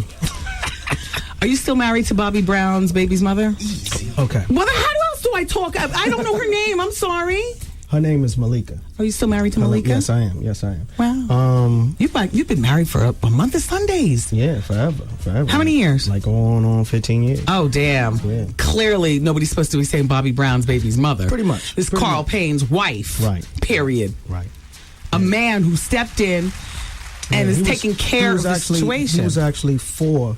They had a child together. He was 4 at the time that I met her. He's 19 now. Yeah, that's the boy that we saw when Bobby went on Jimmy Kimmel on being Bobby Brown, right? Exactly. That show's crazy, isn't it? Yeah, that's a train wreck. It's so funny. Like, you can't turn away from it. So Bobby looked like he had a weird relationship with the boy. What's your relationship like with him? Because you raised him. Does he call you daddy? Yeah, he lives with me. You know what I'm saying? Put it this way. We know what daddy means, and we know what father means, and we know what sperm donor means. Okay. And which one are you? Well, obviously, I'm not the sperm donor. Which one is Bobby? Right. Oh. So. Did you fight Eddie Winslow on the front lawn? Come on, man. I'm great to call me. Did you fight Eddie Winslow on the lawn because he wouldn't loan you $5,000 when you were down and out? That's the craziest thing I've ever heard in my entire life. Like, I hear all of this craziness through the grapevine, and I'm like, what? I'm like, nigga, we supposed to be married? Oh, I'm sorry. I'm sorry we got to beat that, right? Nah, yo. Dump it. We don't even have the 7-second delay. Okay, sorry. Back up. 2-second delay. Nah, we never had no beef like that. Never had no beef. And I wouldn't go to somebody if I was down and out. I got mad friends and family that I could turn to. I wouldn't go to him and be like, dog, give me $5,000. And what's $5,000 going to do? It was supposed to help you take care of Bobby Brown and Malika. Oh my child. God. Oh my God. Nah. That never went down. Have you ever been broke like that? Like broke as a joke since Martin? I'll tell you one thing. We've had to, there was highs and lows. You know what I'm saying? Like after the show was over, like everybody who's been in this business knows what's up. Yeah. You know how it goes. Yeah. You getting crazy checks every week, and then them checks start slowing down. You got to reevaluate your situation and stuff like that. I've never been broke. Yeah. Like, I don't have $1 in the bank broke. Right. Not like that. But, you reevaluate your situation. You do what's best for your family. You invest properly. I mean, I'm good. You're a survivor, though. So you're not doing a sitcom for this fall. What do you have on the horizon? Are you good? I got a lot of things on the road. I got a new website right now that's really killing them. I started a website with my partner called soulfilms.com. Soulfilms.com. Yes, it is basically the black version, or the urban version, I should say, of Netflix. Okay. So, we have the same library content that Netflix has. It's an online rental service. There was and you can get all of the same content that you can get from Netflix, but we also have the largest urban library. Nice. You know what I'm saying? So all the black movies that you can't find, like Claudine and whatever else you're looking for, you can find 50,000 movies. Wow. Yeah. That's nice. And for independent film directors out there and movie directors, like we have Mario and Melvin Van Peebles as our clients. So they basically are going to now use this as a vehicle to sell their movies. Exactly. So look we're at you, distributors. the businessman. That's what we did. You fly from Los Angeles in first class? Yeah. Oh, fabulous. So the rumor was that you got fired from the Cosby Show because you wouldn't cut your hair after Bill Cosby insisted that you do it. Right. No, that's not how that went down. Okay. Basically, the last show I did was the show where we went on Dance Mania. Oh, yes. Oh, yeah. That's when it jumped the shark there. So basically what happened was Bill... Dance Mania. The wardrobe people slicked my hair back. Okay. Now, I don't have bad hair, you know what I'm saying, as they say or whatever. It's not nappy, but it's not slickable. Right. Well, they slicked it down. Okay. They slicked it down and put the bald wig on me. Remember I had the bald head? I'm foggy. Remember I had the bald head or whatever? Yeah. And basically, he was, you know, it was a lot of politics behind the scenes back then, but the bottom line was, I'm from Harlem. Get to the point. So, all right, the point is, Bill came at me crazy. Why? Because he thought I permed my hair. He thought I had a jerry curl up in my jaw, and he was like, yo, didn't I tell you not to do that to your hair? I told you. And I'm like, yo, your makeup people did this to me, man, to put this I'm bald looking wig at your on. hair right now. Clearly that hair can be slicked down. Yeah. So, you know, and he came at me crazy, and I was like, yo, I'm 15, 14 years old at the time. Did you say F you, Bill? Bottom line. What? Bottom line. He came at me crazy, talking like... And he fired you. Yeah. Kaplaka, wow. That was it. What'd your mom and dad say? You ruined the best thing. Nah, they was like, F him. Oh! F him. Your stage parents that were right there in the cut? Nah, mom. Come on, man. Like I said, you know, I'm not like everyone gets it twisted. You know, you gotta give respect to get respect. And the bottom line was he was out of line, and he talked to me like I was crazy. And a lot of his skeletons have since fallen out of the closet. So people start to see, he don't really just eat Jell-O pudding pops, do he? All right. So you know, I keeps it real. I was like, yo, you came at me crazy. I'm coming back at you crazy. Well, we gonna suspend you. Well, you ain't gotta suspend me. I don't really need all this. Did Malcolm Jamal Warner call you and say, "Come on, man, come back"? Nah, he was in the hallway laughing when it went down. He was standing in the hallway like he wasn't really laughing. He was more shocked. Like, are you kidding me? Like he was watching. You know, when the door opened and I, stormed out. He was just standing like, Malcolm's yo, the good son. You really just did that. I was like, peace, and I'm out. Yeah. Wow. He's a coon anyway. You know? Well, be quiet, Art. Art called Malcolm a coon. Oh, and cockroach. What? That was some crazy body language there. I wouldn't say that, man. I wouldn't say that. You know, he's him, I'm me. We do what we do. Well, it's Carl Payne, everybody, telling it like a T.I. is. Malcolm's a very, very smart person. He's a very, very smart man. I would never say that. Check him out tonight at the Laugh Factory in Times Square. He's going to be in the audience. Yeah. We'll see if we can get him up on stage. It's the Wendy Williams Comedy Experience. Yo, come back by. I got be back by. How you doing? so well. Made me do things I don't even do to my husband. Oh, my God. Yo, did you catch this flashback? Look at Miss Al. Al. How you doing? How you doing? Doing? Look at this picture. He's star. Wake up. Wake up. Wake up. Shut up. Look at Miss Honey. Look at Miss Honey right here at the table. Look at Miss Honey at the table. You gotta look at these pictures. Go to star at al.com or whatever this website is. Pass the mustard, please. How you doing? Miss Al is queening out on this website. I'm sorry. Got him. This it right here. Miss a day, miss a whole lot. Coming through your speakers, boy. It's Wendy, man.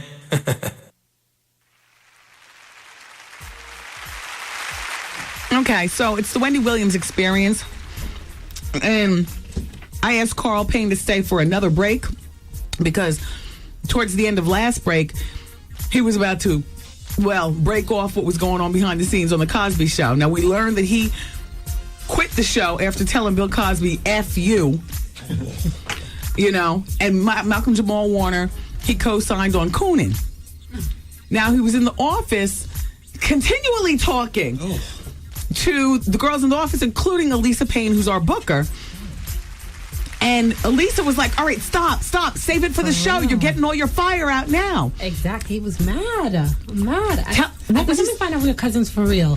He was like talking about, because I was like, that's America's favorite dad. How could you tell him off and leave the show at that time? And he was like, basically, because he knew who he really was. Okay. Like, he knew who Bill really was. He was very greasy. He said that, he would have his wife over here and then have women in the hotel room. He would flip through magazines and be like, oh, I want this woman on the show next week. Damn. And they would call up to get that particular woman. But I don't want to give away too much because he's come back tomorrow.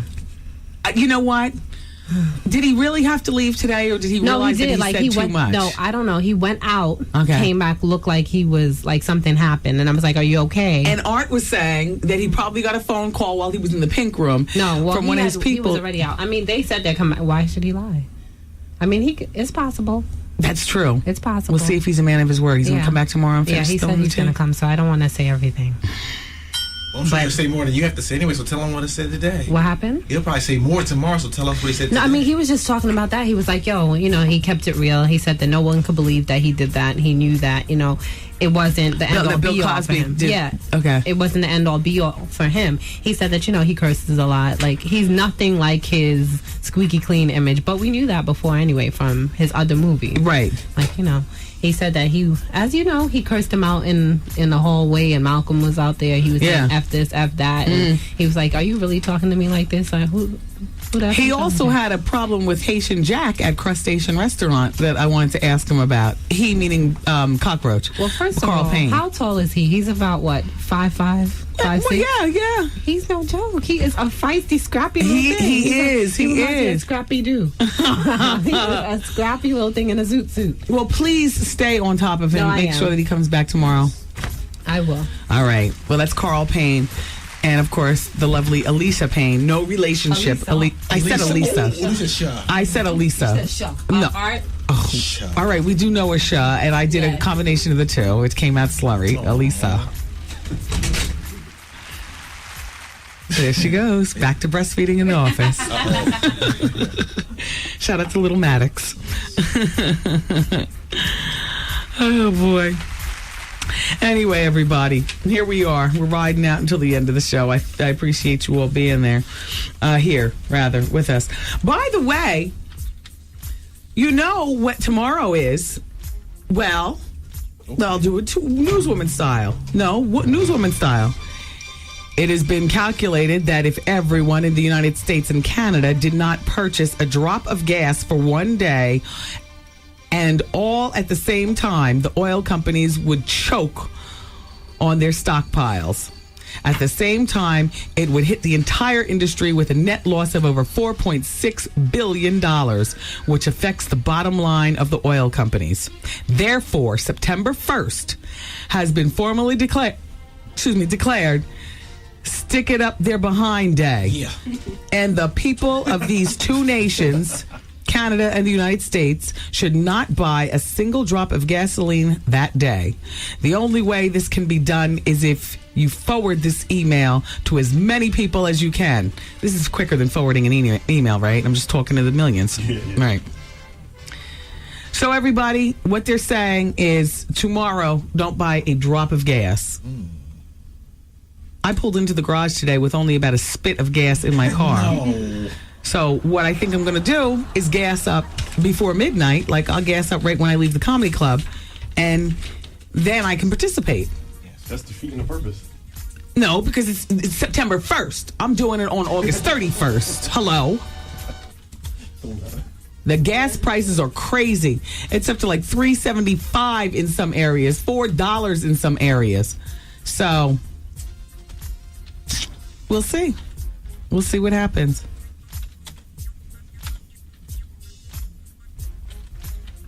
You know? Anyway, everybody, what else did I have for you?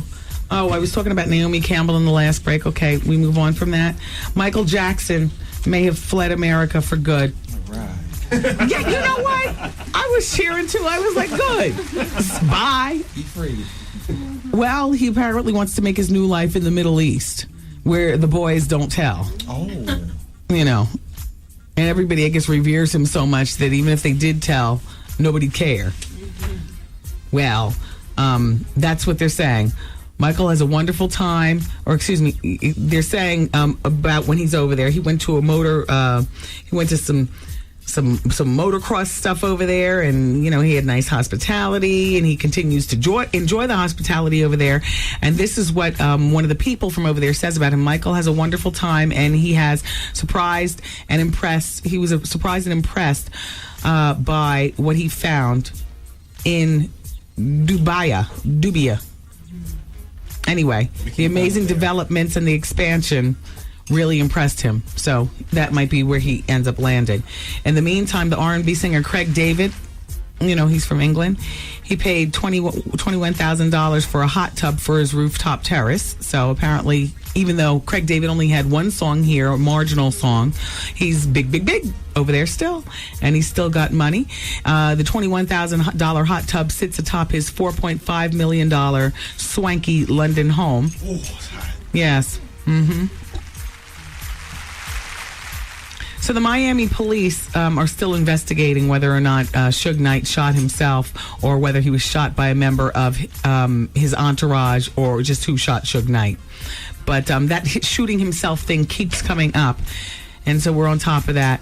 In the meantime, as well, Venus and Serena Williams are being blasted by John McEnroe. John McEnroe believes they'd perform better if they stuck to their main job. So he doesn't like all the hustle and on the side, the clothing lines, the music videos, the party hobnobbery, the love life. Oh, McEnroe, please.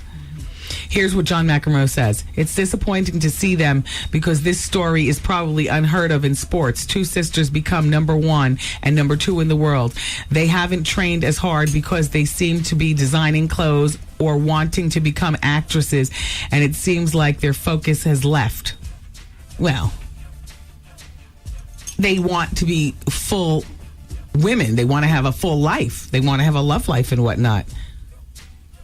You've never complained about Anna Kournikova. I know this. I write it down. Yeah. You were about to pass me a note? Yeah, exactly. Yes. Yeah, exactly. And she don't even win. And she doesn't win. All she does is look pretty. Yeah. And screw Iglesias. Yeah, exactly. So you can put that where? Back there. Hey. Thank you, China. And Babyface fears that one of his former bandmates killed a man. That sounds crazy. Babyface and kill in the same sentence. The deal. Killing? What? 2 occasions. Well, yeah, right. During an altercation back in the 80s. So this is one of those unsolved mysteries. Wow. Babyface is still fearing it. It was a carefree tour, and it quickly became a nightmare for Babyface when a few heated words were exchanged and led to an alarming attack. Oh. Here's what Babyface says. When I was in my band, The Deal, in the 80s, we were at a restaurant in Nebraska, and 2 guys said some racist things. One of the Deal members followed them outside and hit one in the knee. Oh. With a rock. So hard it made him fall down. Later that night, we heard a rumor that the guy died. We never found out if it was true. Oh, Babyface got blood on his hands. Ooh, that's the kind of... That's Bow Wow needs something like that to go. There you go. I'm not encouraging anything. All I'm saying is Bow Wow's audience is looking to that gangster, that Babyface, The Deal type, G-Unit type mess. Get some crime in your life. Well, it does a rapper good. Ooh, a woman was arrested on Tuesday after she chose to take her poodle with her when she drove her husband to work. In the meantime, she left her 15-month-old grandson unattended at the house. That's what the cops say in Bloomfield, Connecticut. Shout out to Connecticut. We cover the whole state. Between WBLS New York and Power 104.1, somebody's got to know Loretta McGill. Dash White, she hyphenates. Loretta McGill White, she's 48. She's probably in the listening audience. Hey, Mama, what happened?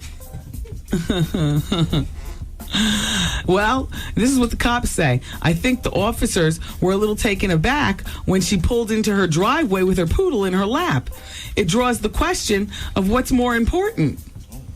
Apparently, listen to this.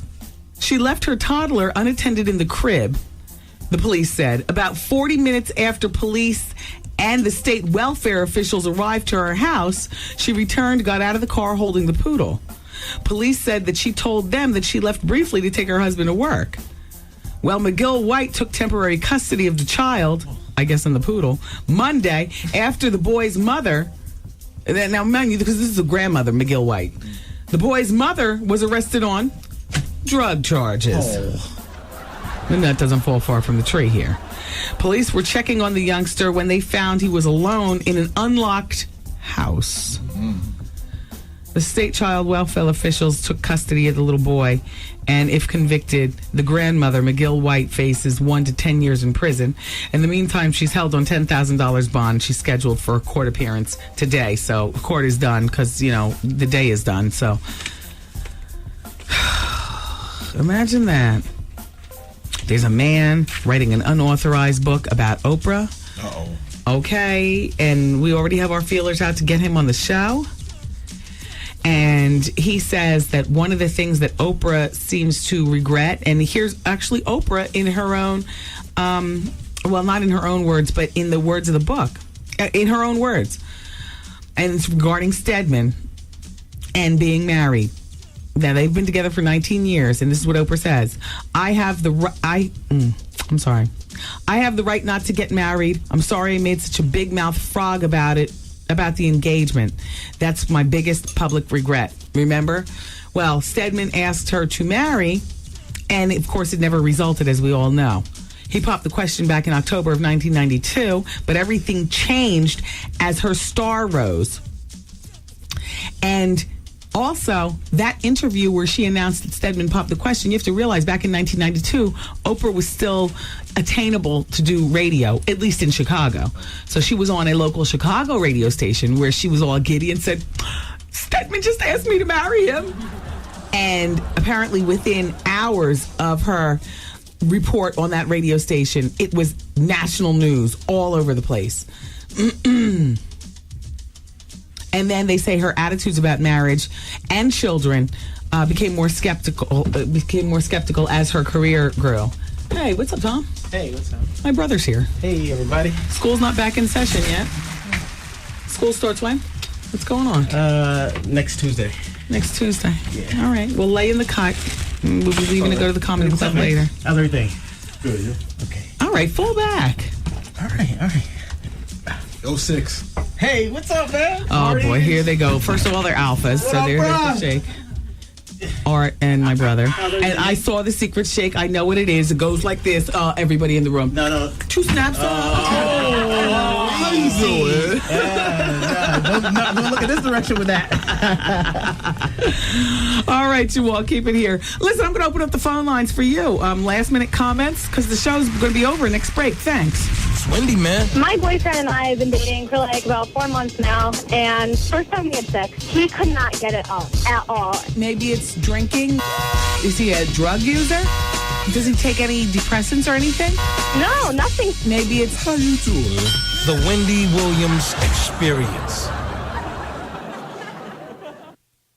WBLS has something for the sisters. Circle of Sisters. Buy your tickets for Circle of Sisters now and get a second ticket free for a limited time. Circle of Sisters. October 1st and 2nd at the Jacob Javits Convention Center. Circle of Sisters will feature. Shop Circle of Sisters, presented by 107.5 WBLS. All right, today's R&B and classic soul at Circle of Sisters is going to be hot.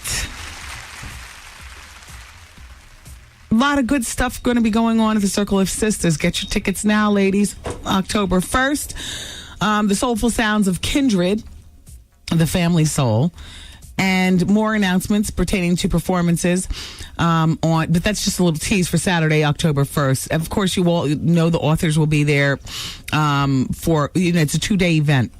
I'm not sure which day people are going to be at which thing, but I do know Superhead's going to be there talking about her book. Elin Harris is going to be there talking about his book. You're going to be able to learn about how to get your business started, how to, beauty, health, all kinds of wellness, everything that is pertaining to the life of a sister in the city, Circle of Sisters, and in the suburbs too.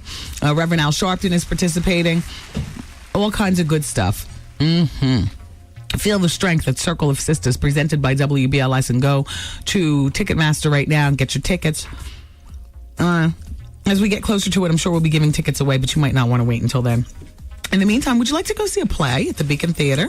I've got passes for friends and lovers. It's the stage play based on the Eric Jerome Dickey novel. And it's going to be at the Beacon Theater September 20th through 25th. And caller number 10 is going to win those passes now at 866-GET-WENDY. So dial carefully and good luck with that. Hey, everybody, stick around, okay? The bonus hour is coming up at 6 o'clock right here on 107.5 WBLS. Brothers and sisters, taking it back, baby. Taking it back. Old school short shot. Yes, the rhythm's a rebel. 2, 3, play. A little play from back in the day. And me, it's Wendy, man. Wendy Williams. The Wendy Williams Experience.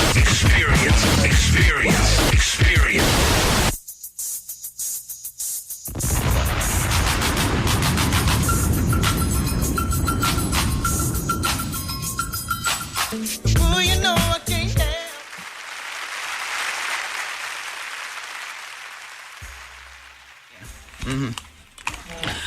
All right, we're locking this baby down, everybody.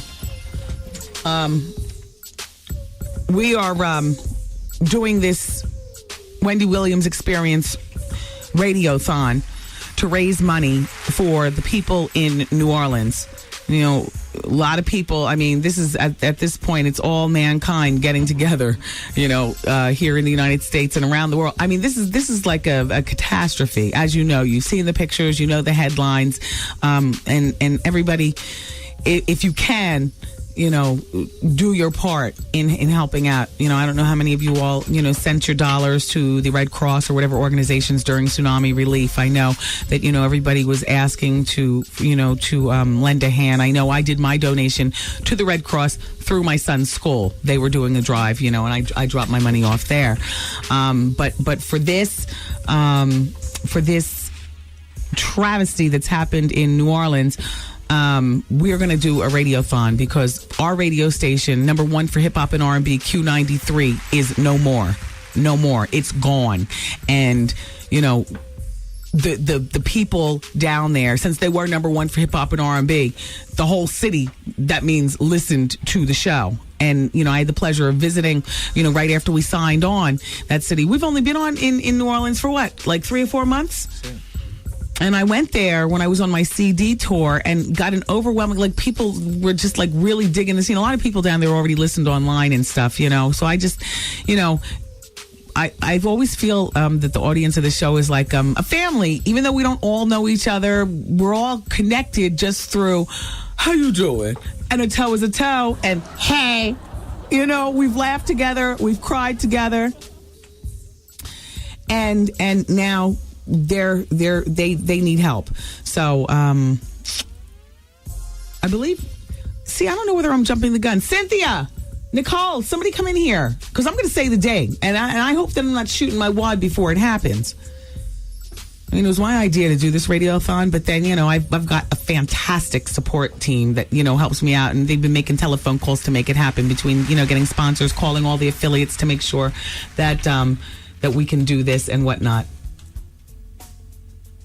Oh, hell. Nobody's coming down the hall. I guess everybody's busy fanning out. We're doing it Tuesday. Tuesday when the show begins. Yeah, can you go see if there is... Oh, here comes Nicole. That's my girl. Nicole, it's official, like a referee with a whistle, right? Tuesday. We're going to do it Tuesday. We're going to do 2 a.m. 2 p.m. Well, it depends on where... 2 p.m. 2 a.m. Well, no. It depends on where the show plays. The point is that when this show starts, wherever you listen, because in some places we're on different times, right, we're going to be here for 12 hours. Rocking. We're going to be 12 hours rocking. We're going to be towing. We're going to be having... experts come in, right, talking about it, but we're not going to keep it down. You know, we want to keep it zesty, but we want to do it for a good cause. Right. So don't think that you're going to be tuning in to a show in black all day. No, we're going to keep the humor going, and to be sure the humor's going, Art's going to mix a very special Hennessy punch. Yes. We're going to have every intern, present, past, and future, in here. Jungle juice. Yes. Elisa Payne, our booker, is booking the celebrities, and we're going to keep this thing popping. Yes. And that's how we're going to rock on Tuesday. So from the beginning of the show, when the curtain opens at the top of the hour until 12 hours later, it's going to be nothing but the experience. Right, Elisa? Right. We got this thing going down. Exactly. Have you contacted Shawnee Caterer so we can have some food? You know we did. Okay, good. Now who's bringing all the liquor? Everybody. Oh my I've been God. contacting all the companies. We're gonna have a mini bar. It's gonna be crazy. I'm making jungle juice. Listen, and all of the labels that are friends to the show need to support. And bring people in with checks. But I was going to say, excuse me, if they can't bring the people, cut a check. We're everything is going directly to the Red Cross, but we'll explain on Tuesday when this goes down. We're going to have people, calling in from down there who, can give us first aid, because we're all in the whole state of Louisiana. It's broken up, like I was telling you before, into 3 radio markets. Top of the state, Shreveport. That's where we're number 1 hip hop and R&B. Central State, we're on 106 KISS. That's Alexandria. And bottom state, that's New Orleans, where we used to be on Q93, except we are no more. So we have brethren in Louisiana. Sister. Your sister, I was telling her story. She had to flee the scene, and she can't even go back to Tulane. Tulane is no more. She can't go to law school there. So she will be here on Tuesday, too. She's already applying to new law schools. But the point is that we're doing something in the spirit of good, but don't think that we're going to have you down for 12 hours. Because please, this show... You're going to want to stay we have bleeding hearts, but we bleed our hearts through fun and jokes, honey. Okay? You got that, Miss Hardy? I got you. How you doing? All right. Humor up. Dollars out. Yes. Pour me another glass. Even the baby will be here. Hello. Oh, gosh. Wow. Oh, boy. And the chief will be in the building. The chief will be in the building. And the stairwell will be unlocked.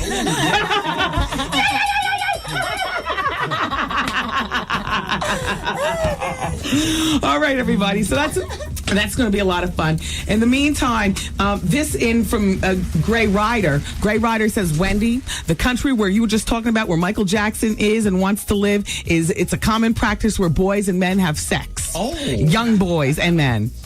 The Islamic culture prohibits sex between men and unmarried girls and the use of boys instead. Shut up. I don't know. This is according to Gray Rider. Don't come at me with this.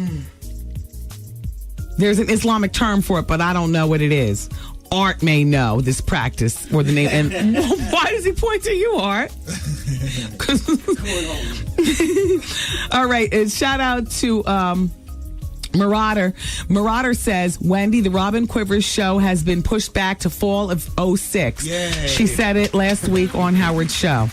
Okay, so Tyra, that means that you're the newest thing smoking. Let's see what you can do. Maybe they pushed it back to fall of 06 to take your time slot because nobody expects you to ride out.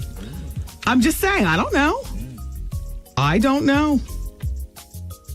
Wendy, this is coming from someone who frequents the magic fashion of, the clothing industry thing out in Vegas. Many of my clients show their clothes at Magic, and you should get the game on the phone because the rumor is that 50 dropped dime to get game out of there.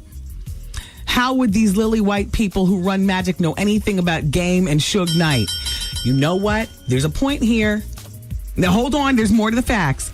This is a huge convention, and they don't know half the personalities that are there. As long as you have a badge, you can go in.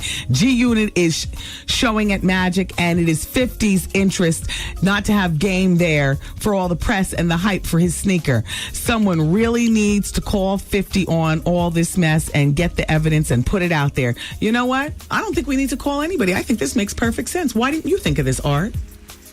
I didn't know it got crazy like that. Between them two, I thought they made up. No, come on. Where have you been? Too much time in the Foot Palace. We're out here in the real world where it's going down. All right, everybody. I so love you for listening today. Thank you for all your support. And God willing, we'll all be back here tomorrow. And don't forget about Tuesday, 12 hours of the Wendy and your money and your support. And still toe talk and hey. I mean, we put it down for the a-thon. We're going to give you a reason to lose sleep right along with us, okay? All right, I love you for listening today. Take care of each other, and we'll talk tomorrow. Bye-bye. See you later. Good night. Program complete.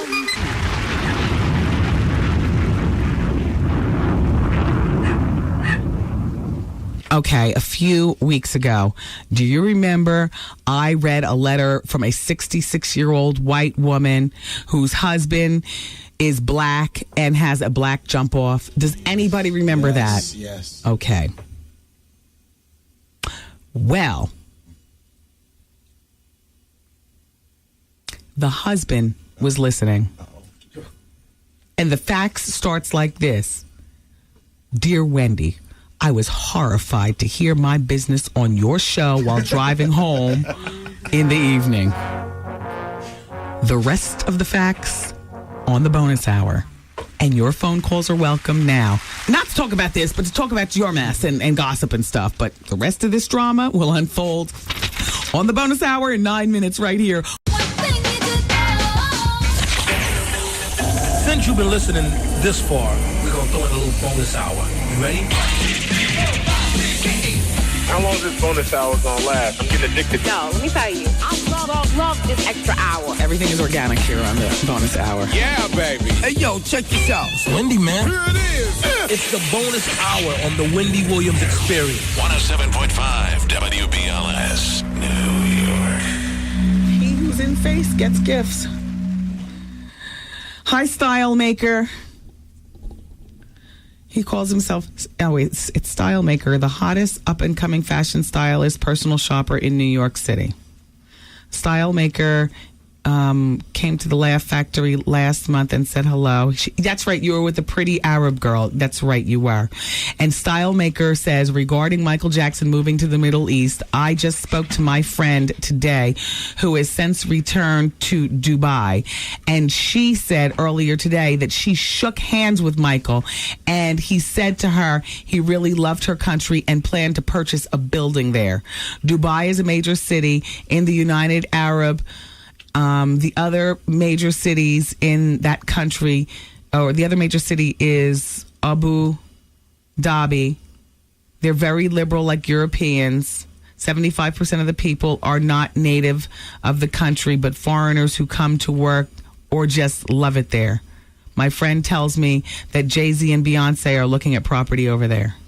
Wow. Exactly, world. Wow. Dear Wendy, I finally woke up early enough to catch you on Good Day. You looked fabulous, but I could not help but notice your mind wandering. What were you thinking about? You know, here's the thing.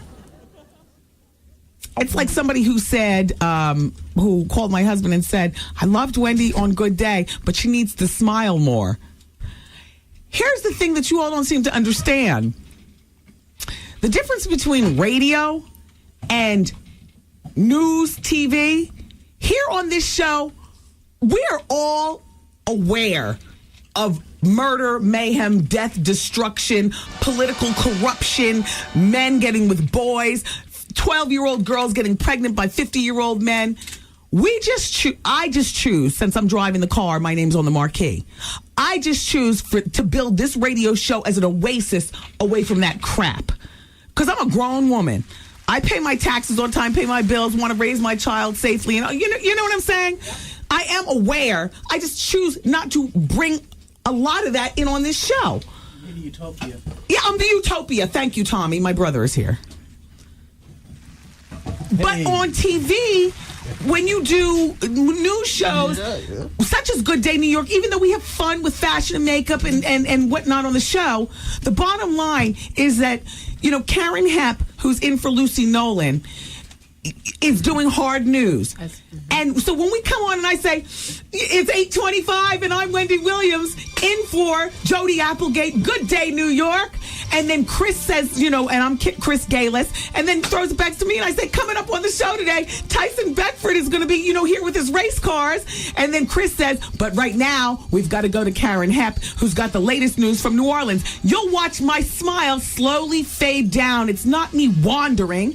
It's me getting into newswoman mode. Exactly. And if I want to be asked back to be on the show, doggone it, I got to play the role. Yeah, I probably did have 4 inches too much cleavage. Maybe too much Aquanet. I can't totally newswoman out. I don't know that a DVF leopard wrap dress was appropriate for a news show, but I'm still the Wendy. But the difference has to come someplace between the Wendy on the show and the newswoman Wendy, and it comes where I know how to be appropriate. You don't see Diane Sawyer smiling during tragedies and all of that. Exactly. Got to be appropriate. People are being flooded. What's that to smile about? Exactly. So my mind wasn't wandering. In my mind, I was playing a theme song that goes with the show when they talk about tragedy. That's what you saw. I'm not wandering. You know what I was doing? I was wondering. Like, damn, all this tragedy. I'm sitting here, laughing and, with the Fox 5 people. I'm about to go and do the best radio show. I love this radio show. What can we do? My radio station down there, Q92. Forget my radio station aspect. Just people are dead. People who were in the hospital, all them people are dead. People are flooded. People are not found bodies at the bottom of the water. I mean, that's not a laughing matter. The worst. Exactly. And so I had to play appropriate. Exactly. And while you might have enjoyed it if I was still smiling and cooning, the director and the producer and Chris Galis and them would have said she brought down the whole credibility of the show by smiling through tragedy. I mean, can't you be PC every now and then? Can your audience let you be PC for once? No. They always want me to be saying, how you doing? And I bust off a couple of those there on the TV. Tommy, did you see me bust off a couple of how you doing? Yeah, I saw it. How you doing? They're appropriate, some of them. Did you take the show for Mommy and Daddy? Yes, I did. Good. 15 minutes, right? Oh, please. Excuse me? Tommy, I'm not going to let you. I got it all. I'm not going to tell you what I did with the Oh, good. Good. Did it right. Good. Wow. I even got a call from Daddy, making sure I was doing it right. Oh, my gosh. Can I get a dub I think of your I taped over Robert De Niro for that. But it was good. Excellent segment. Can you blow out some of my boobs? I don't know what I'm going to wear on the show on Monday. By then, my parents will be back in town. They're coming back from Martha's Vineyard on Saturday. Do you know what I mean? My godson, Jamani, was watching, and he's listening to you now, too. Hi, Jamani. How you doing? How you doing? Oh, and the people at Broughton in Brooklyn. I saw that. I went to Brooklyn yesterday. Well, I live in Brooklyn, but I went to Broughton. They were like, we love Wendy. Say hi. Hi. Exactly. Now my mind is wandering. Hi, Broughton. Hi, Broughton. All right, let's go to this telephone and see what people are saying. Hello. Hey, Wendy. How you doing? Hi. How are you, sir? I'm all right. Just a question. I'm on the Parkway going home, Garden State Parkway. Can you play some of that Carl Payne interview? You know what? Well, here's the thing. You missed Carl come in. He started diming Bill Cosby out. Yeah, I heard you and before. he's going to be at the Laugh Factory tonight. Not that he's going to be talking about that, but then he'll be back tomorrow on the show to continue. And the bonus hour, we're not going to replay the interview because I'm here live. We got enough time to do that for best ofs. All right. You miss a moment and you miss a lot, sir. Yeah, I know. It is what it is. It is what it is. And a toe is a toe. And a toe is a toe. How you doing? How you doing, Wendy? All right. All right. Have a wonderful night. Bye-bye. Okay, bye-bye. He's a good sport. Hello, hi. Oops. Hello, hi, it's Wendy. Hey, Wendy, it's Rob from Regatta. How are you? Hi, Rob. I just wanted to say how fabulous it was to see you this morning on Good Day New York. Thank you, Rob. And you know what else is better? What? You work with my father. Who's your father? Tommy Simpson Sr. The director of Good Day New York. You're kidding me. No, ma'am. I could not wait. The guy said, oh, my God. I can't believe it. Wow. Well, did he report back that he liked me, hated me? What? Yes, he does. He absolutely loves you. I was telling him about how I went to, remember I went to your Dons and Divas party. at the Brigada. Yes. He just was like, I love her. She is the funniest woman. So he likes you. I mean, nothing bad at all. Yeah. Well, they invited me back briefly on Friday morning, which I wasn't supposed to be in tomorrow or Friday. Okay. But on Friday, I'm going to talk about, the hurricane, and they're trying to get people to, encourage people to send money and so on and so forth. They're doing some sort of expose. They invited me back just for a brief moment. And then on Monday, I'll be back co-hosting with Chris Galis. And then on Tuesday, Jody Applegate will resume her co-host chair. Oh, so then you won't be there no more? No, it's only sitting in for Jody. We got to find a way to get you back because it's fabulous. Well, I love it, and as long as your father, who's the director, keeps loving, and Chris enjoys co-hosting when when I get there, and Lucy Nolan likes it, and Sarah and Elizabeth and Mike Woods and Stacey Ann, then I think it's all good. Isn't Stacey Ann a sweetheart? You know what? She's the sweetest woman. I mean, she is just a sweetheart. And you know what? She's really striking. TV, I was saying this yesterday, TV does not do Stacey Ann justice. Correct. She's a striking beauty. Correct. You are absolutely correct. Yes. Okay, Rob, thank you for calling. All right, love. Bye-bye. Bye-bye. Hello. Hi, it's Wendy. Hi, Wendy. Hi. I just wanted to let you know you got it. I called about a month ago for advice, and I didn't take it. And it backfired just like you predicted it would. So I just wanted to let you know that your advice means a whole lot. Well, I don't recall what it was about, but are you okay, though? I'm fine. You were right, but I don't regret it. You were right, but I don't regret it.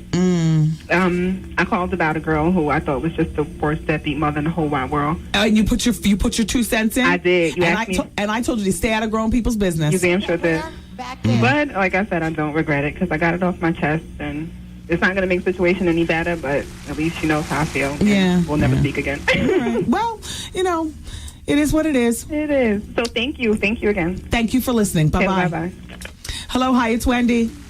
Hi, Wendy. This is Sonia from Neuro Show. How are you? Hi, Sonia. I haven't really had time to listen to your show, but I've been catching you on Good Day New York lately. Mm-hmm. And I just wanted to say that you look like a natural. You look so good on the show. Are you comfortable on there? You look really comfortable. I'm very, very comfortable. And by the way, everybody, did you notice that as opposed to playing with my nails this morning, I had a pen in my hand, but I wasn't tapping it, and I held my cue cards. I'm not nervous at all. It's just that, I sit there and like, well, what do you do? Like even here on the radio, I'm always doing something with my hands. Yeah. But on anyway, I love it. And they make me feel comfortable, and I feel good. And I appreciate that you guys. The weird thing is that I know that that's the #1 most watched morning show in New York City. I love it. And I feel like because this is the #1 afternoon show, that the audiences transfer back and forth. And so, oftentimes when I was looking at the camera, I would have expressions going on in my head from the show. Like when Penny Crone showed her dog's teeth. Did you guys hear me with the drill? Yes. I'm not crazy about dogs, so that kind of threw me too. Well, no, I was doing the drill. She was showing her dog's teeth. All right, so hey, thanks. I'm redoing it on Friday morning for a minute. We're talking about the hurricane, and then I'm going home. And then on Monday, I'm going to be co-hosting again with Chris. Tuesday, Jody will be back. Right. I have one more question. Do I have time? Go ahead. Have you ever thought about having your own TV show, or do you just like radio? I mean, I have a piece of a show on VH1. So I mean, like a regular talk show. Like I mean, or something. Yeah, I'm always. I mean, somebody's always, calling me into a meeting about something. But you know what? I don't rely on that. I mean, it would be nice if it happened, but I know at the end of the day, my bread and butter and the #1 love of my heart is radio. Yes, I can tell. So I can't lose my focus as long as I keep doing the damn thing here.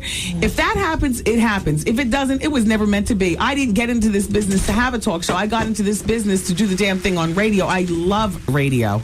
Right. Yes, and you're doing it well. Thank you so much. Okay. Take care. Take care. Bye-bye. I was talking to her and I realized I used a phrase that I got from Suge Knight. You know what that phrase is? A piece of a. Like a piece of a, and then you fill in the blank. Like I said, what did I tell her? I have a piece of a show. Meaning, the VH1 on fire. I don't have a full show. It's like, when you have a piece of a man. He's not your man. I have a piece of a job. That means, you don't have a full-time job. It's not quite a career. It's just a little something. Do we have that famous quote from Suge where he uses the piece of a in a sentence for himself? Hit it. So how old is your daughter? My daughter's 8 years old. Now, how old are your 3 sons? Whoa. My youngest is 6, the oldest 10, and the other one is around that age. Wow. And how many different BMs is that? 4 kids? 4 BMs. Exactly. Whoa. That's kind of sloppy, Suge. No, not really, because I'm going to tell you, I'll be honest with you. Mm-hmm. I always had a piece of a... Okay. I ain't never had like a real woman or a respectable woman. Okay. I'm not going to sit up here and, like a lot of people have conversations and they be like, well, this is what I did and I had this beautiful woman here, this beautiful woman there. Right. Suge Knight always had a piece of a... So the women I had... was involved in, there was a piece of a but I didn't fool myself. I didn't go in and act like I had something. Right. You know, I always been about what I was about, my business. So, are you still running up in all 4 of them? No, I don't mess around like that. Yeah, is it okay for them to have a lovers? Hell, yeah. I mean, you know, to me, it's like a lot of women that I done messed with and dated with, or had a baby by. The most important thing is for them to get married. I just tell them all the time, you know, get married. I'll pay for the wedding. Just leave me the hell alone. I'll walk you down the aisle. I'll give you the biggest gift because, you know, it's nothing worse than having an ex who's not involved with nobody. Meanwhile, you go on and get married, and then they're miserable. Or you know, you just trying to do your thing. Either you working or you on a date or whatever you want to do, and they like stalking you. You at the movies and they stalking you. You going here, they stalking you. But if you get them to get somebody and they have somebody, you know, they're always gonna be able to want to mess with you. Yes. But if they got somebody, they gotta calm it down because they don't want their hubby or they dude to see what's going on. So the best thing for any ex, anybody, is to have somebody to keep them away from you. So there you have it. Now you know how to use a piece of in a sentence. Did you notice Suge didn't know how old his kids were? He said, I think about, what did he say? I think about 6. Said around that age. Around that age.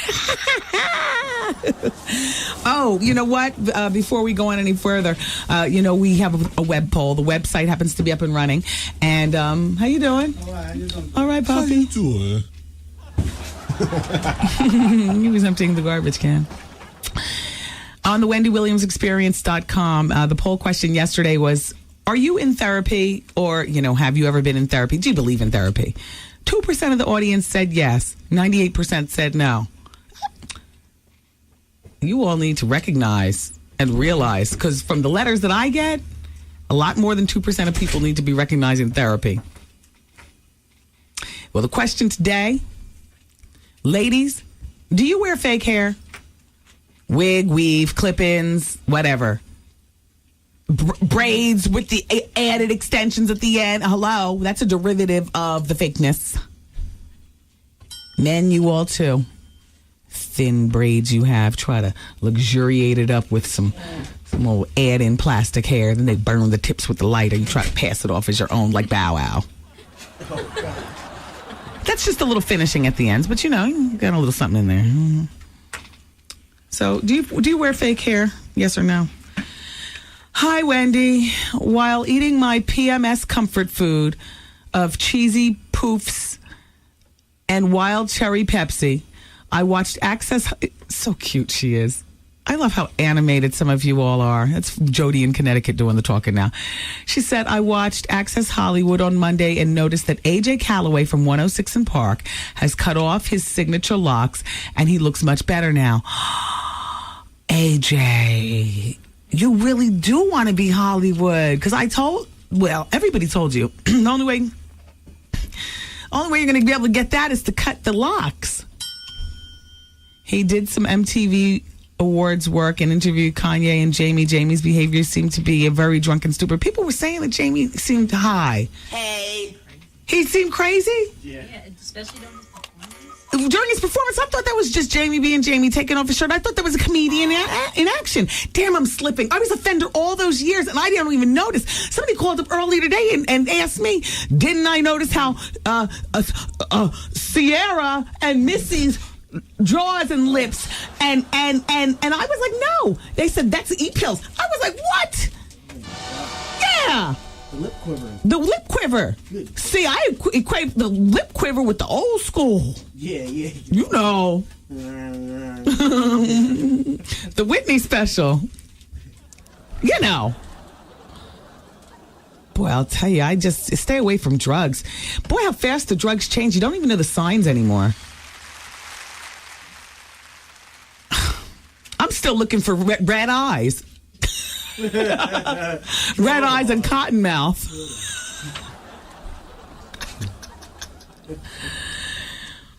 Over at Indiana University, there was a message board.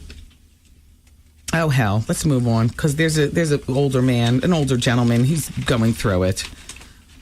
Here it is. Dear Wendy, I was horrified to hear my business on your show while driving home last week sometime. You read a fax about a 66-year-old white woman that wrote into your show about her white 54-year-old husband. I'm sorry, the husband's white too. And his black jump off. Well, Wendy, I'm the other woman. Oh, this is the black jump off. Oh, and she has the nerve to be horrified. Excuse me. I'm siding with the wife. But let me go in and read further. Wendy, those people had their issues way before I got involved with him. They lived in separate bedrooms with no physical contact between them for over 10 years. Oh. They have no children together. She has 4 kids by a previous marriage, and that husband also left her for another woman. She called me constantly telling me he's a scumbag and all I want is his money. Wendy, I'm a 39-year-old woman, 5'9", 167 pounds, own my own home, nice car, and just like him, I hold down an upper management job in a Fortune 500 company, and we make the same money. Well, with all these kadoos, what are you doing with a 54-year-old white man? If you got your own money and you've got your own all this and that, and white people, don't be nervous. I'm not saying that white is wrong. I'm just saying, that's a part of the description. Right. She's black, he's white, and she's 39. She's got all this stuff happening for herself. Right, white. Right. Shut up, Tommy. Mr. Williams. Hey, watch yourself. All right. Shout out to all the kids who are about to enter Mr. William Williams. Brown Academy, Newark Public Schools. Mm-hmm. Big ups next week. You got your vest already? Yeah, I tried it out this morning. I can take a couple of hits. I'll be good the first couple of rounds. Don't play like that. Okay, wait, hold on. Wendy, I had a miscarriage in April after 4 months of pregnancy, stressed out with this drama, and right now I'm 8 weeks pregnant again, and we both want this baby. Oh, wow. She's having a baby with him. Wow. Okay. He has asked her for a divorce several times since April, and she refuses. The woman that he was seeing when he started jumping off with me. Wait. The woman that he was seeing when she started jumping off with him 26 years ago was also black. It came back to bite her where it was. Okay, so the wife started out as a jump off, and then she married him, and now it's come back where now he's jumping off with somebody else. Okay. His mother didn't want him seeing or marrying any minority woman. An Italian mother can be very persuasive, Wendy. So the mother encouraged him to marry this white woman. At the time, he was 29 years old and she was 41, and they neglected to tell him that she couldn't have any more children. Wendy, she is 10 years younger than his mother. Wow, that must be odd. He left their house for 2 months. Within that time, she would call and tell him one of their daughters has to seek psychiatric help to deal with the fact that her mother and her stepfather are breaking up, yada, yada, yada, so on and so forth. And to answer your question, she is far from being Cher at 66. Oh, yeah, because I said, well, divorce him, but it just depends on how you're holding up at 66. Right, exactly. Are you Cher, Diane Carroll, right, Joan Collins, or are you, run down, Francine Frumpy, run down, has been, not dateable, the cat lady. Yep. Well, okay. Well, she's far from Cher at 66. She's 5'2", 260 pounds, no makeup, thinning gray hair, has a striking resemblance to Ben Franklin. Shut up! Shut up!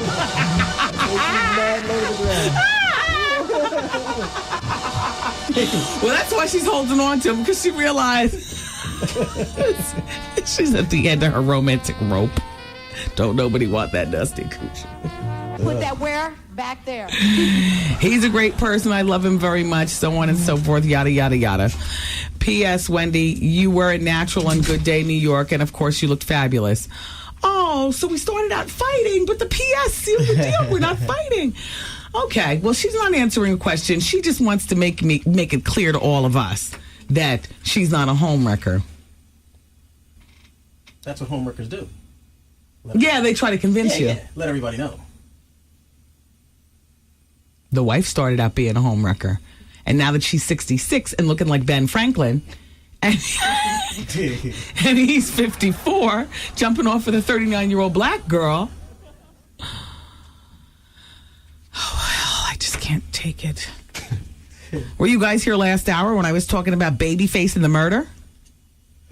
I know you're saying, how do those two things get in the same sentence?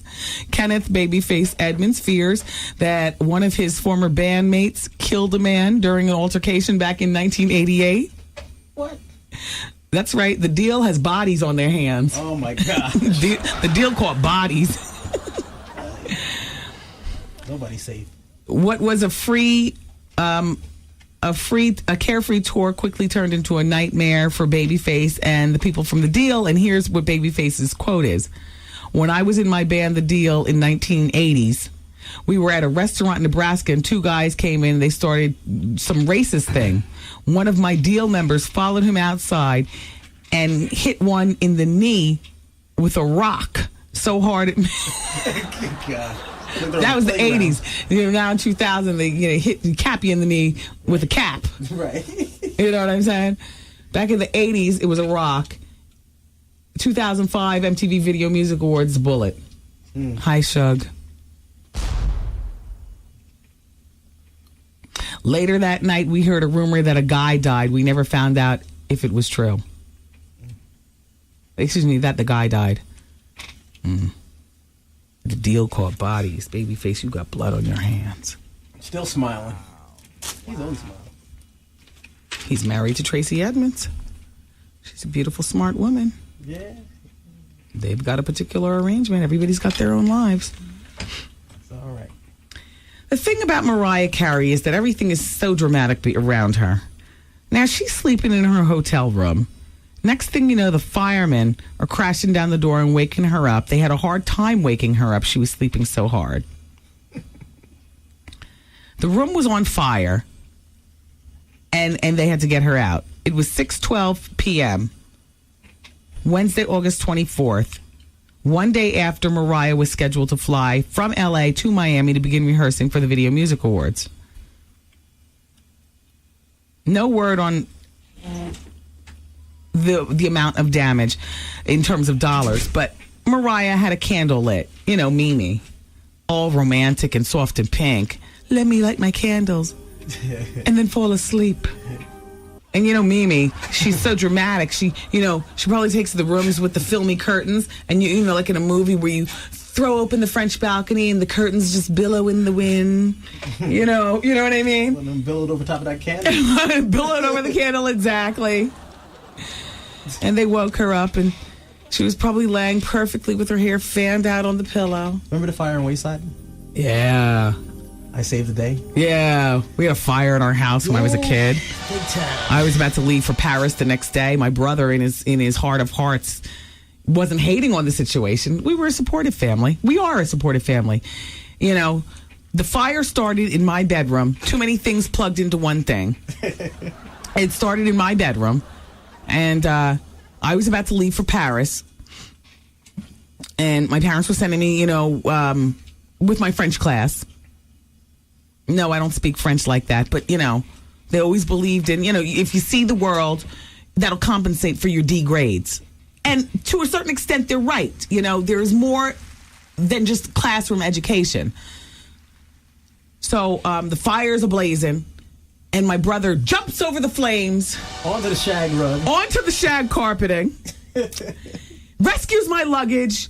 Burns my slippers. Burns his slippers. And I get whisked to the airport the next day. Let me go to Perkins for dinner. And I go to France. And when I went to Paris, Nice, and Nimes. And when I came back, the clean masters had already been there. You know how the insurance pays for the people to come up and clean because the firemen do more damage dragging that crap through your house than the actual fire. And I had a whole new room going on. That Thank you, Tommy. All those gun rappers gone. Yeah, they found all my secrets. Found one way to get them out of the house. Yeah. Remember I told you guys the secret eating. Feed bags behind the bedpost. Please. Tommy, remember I used to raise my window and vomit down the side of the house? Feed the Jefferson's cat. I've called it Feed the Jefferson's cat. Exactly. I've told that story here. That was, at one point, that was my way of controlling my weight. Raise the window and just vomit down the side of the house. But why did I have to come see it? Because you were my partner in crime. Tommy, remember you found my weed? Oh. And you turned on me like a wild dog. Oh, my gosh. Oh, my gosh. I was in, I think, 8th grade, and you must have been in, like, 5th grade. Yeah, like 5th grade. Yeah? We were close. But we were close. I mean, close enough that I would drive a wedge, or attempt to drive a wedge between my brother and, like, Lee Feldman and your friend. Remember, I'd always want to play with you guys. Yeah. Not because I want to play with them, but because, I could take my brother. Come with me. Yeah, exactly. Tommy, Tommy. And then we have to go into the break. And this is not the Tommy and Wendy show. My brother's name is Tommy. And he's 3 years younger than me. But look, Tommy, in my stupid naivety, and see, there comes a point, I guess, where I was coming of age. And there's a big separation, of course, between boys and girls. But you don't realize that until a little while. I mean, other than just the genitalia. Tommy, do you remember when I used to queef and I didn't know it was queefing? No. And I would show you how I was able to queef. And you would try, but I don't remember. I don't remember. He's in denial. I would queef. It was like... Why the dresser? Yes, I would lean on my dresser.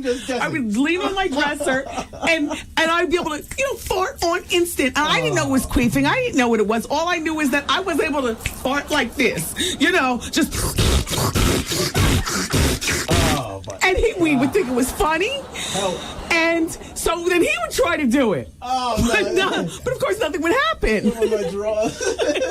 He would ruin his drawers.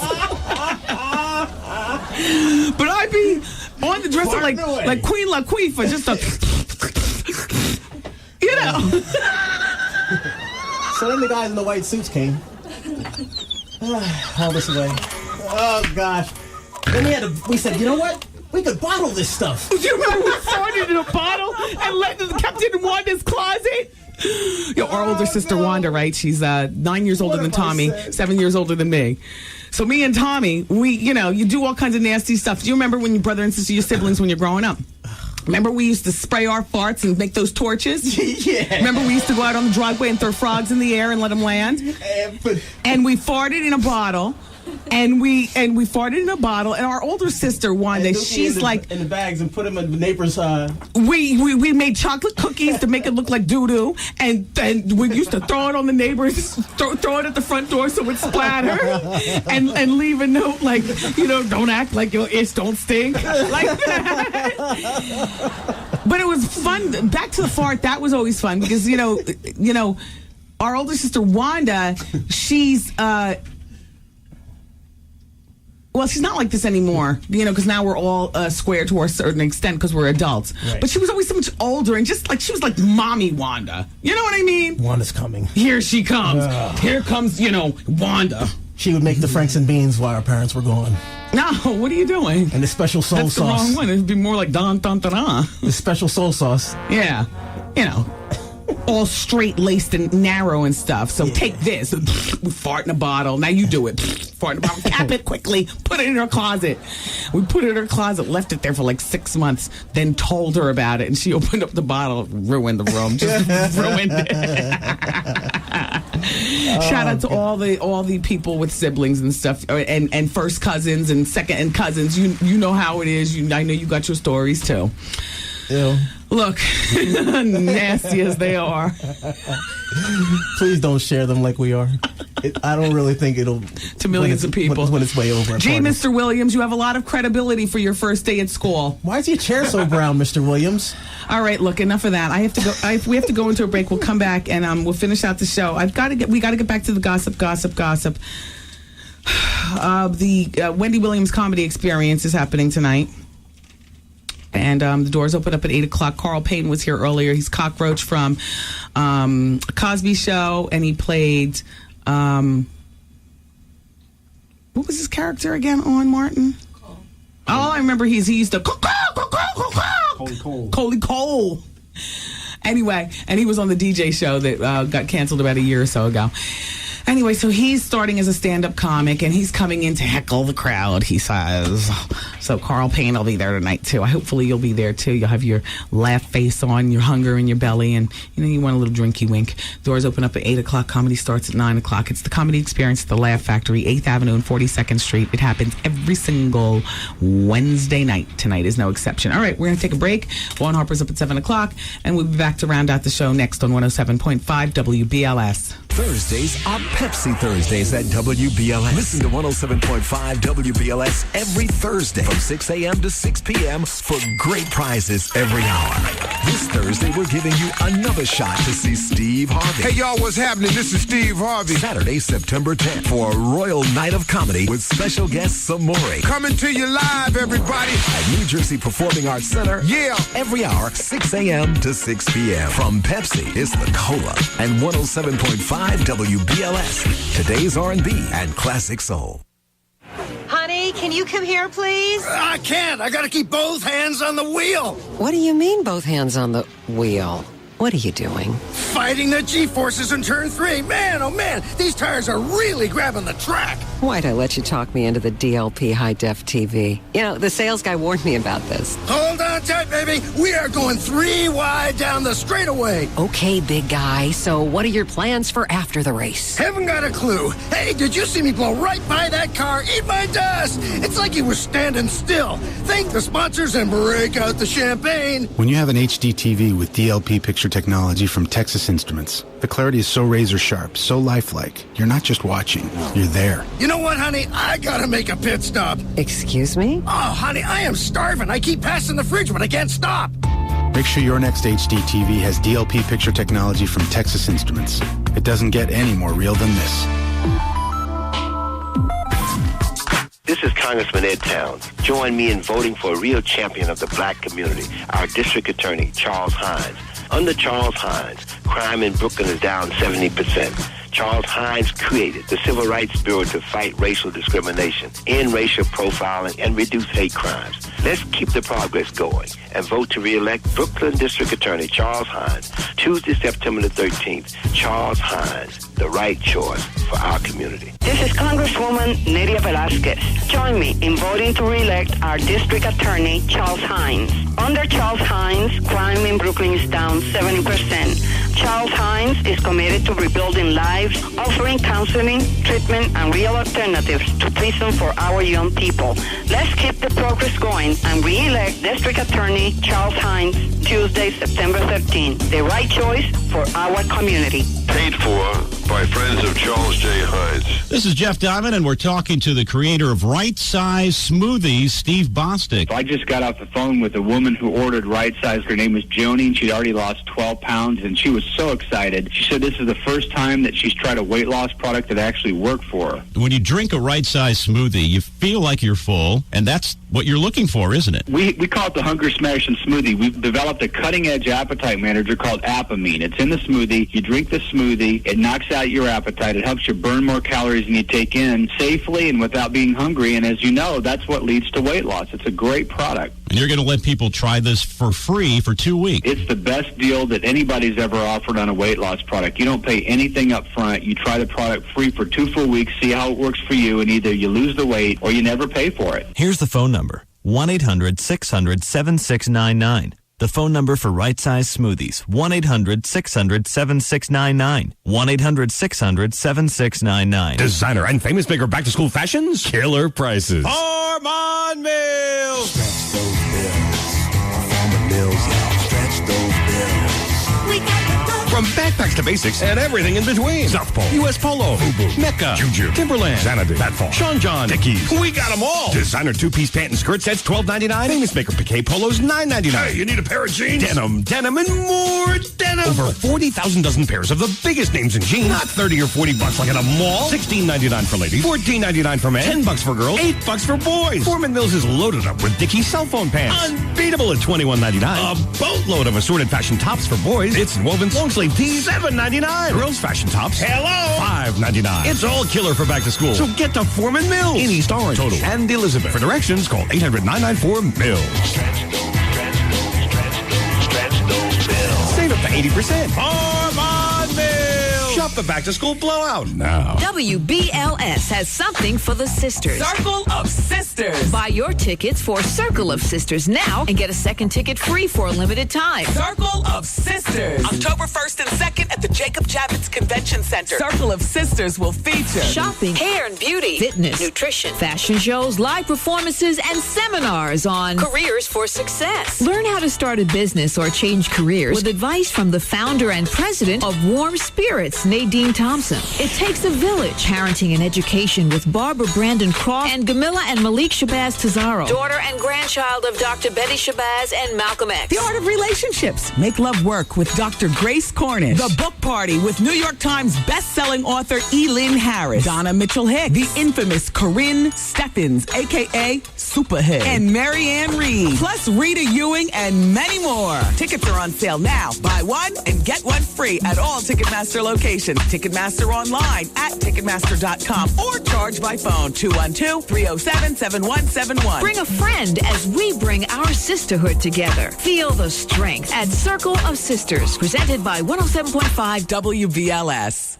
When everything is going so right, why does it seem so wrong? It's Curb Your Enthusiasm, the 4th season of the smash hit HBO comedy series starring Larry David as himself, now available on DVD. Larry David has a charmed life, an understanding wife, famous friends, a supportive manager, and an angelic singing voice. So how does he manage to screw up everything? See Larry buy medical marijuana, take a hooker to a baseball game, steal a golf club from a corpse, ruin Ben Stiller's birthday party, attempt to cash in on his 10th anniversary present with Gina Gershon, and trip the light fantastic in The Producers with Mel Brooks and David Schwimmer. Find out what the critics already know about Curb Your Enthusiasm, the complete 4th season. You'll feel guilty for laughing so hard, according to Entertainment Weekly, and TV Guide calls it one of the most hysterical satires TV has seen. So what's the holdup? Get Curb Your Enthusiasm, the complete 4th season today. This 2-disc set of 10 half-hour episodes is now available on DVD from HBO Video, wherever DVDs are sold. For 20 years, as our school system was failing our kids, the same old politicians did nothing.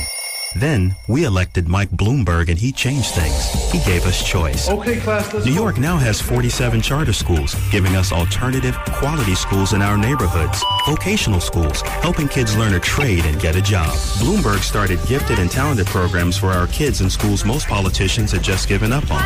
He cracked down on school violence, opened single-sex schools, dedicated over $13 billion to building and renovating schools. And Mike Bloomberg is ending social promotion. The old system passed kids from grade to grade.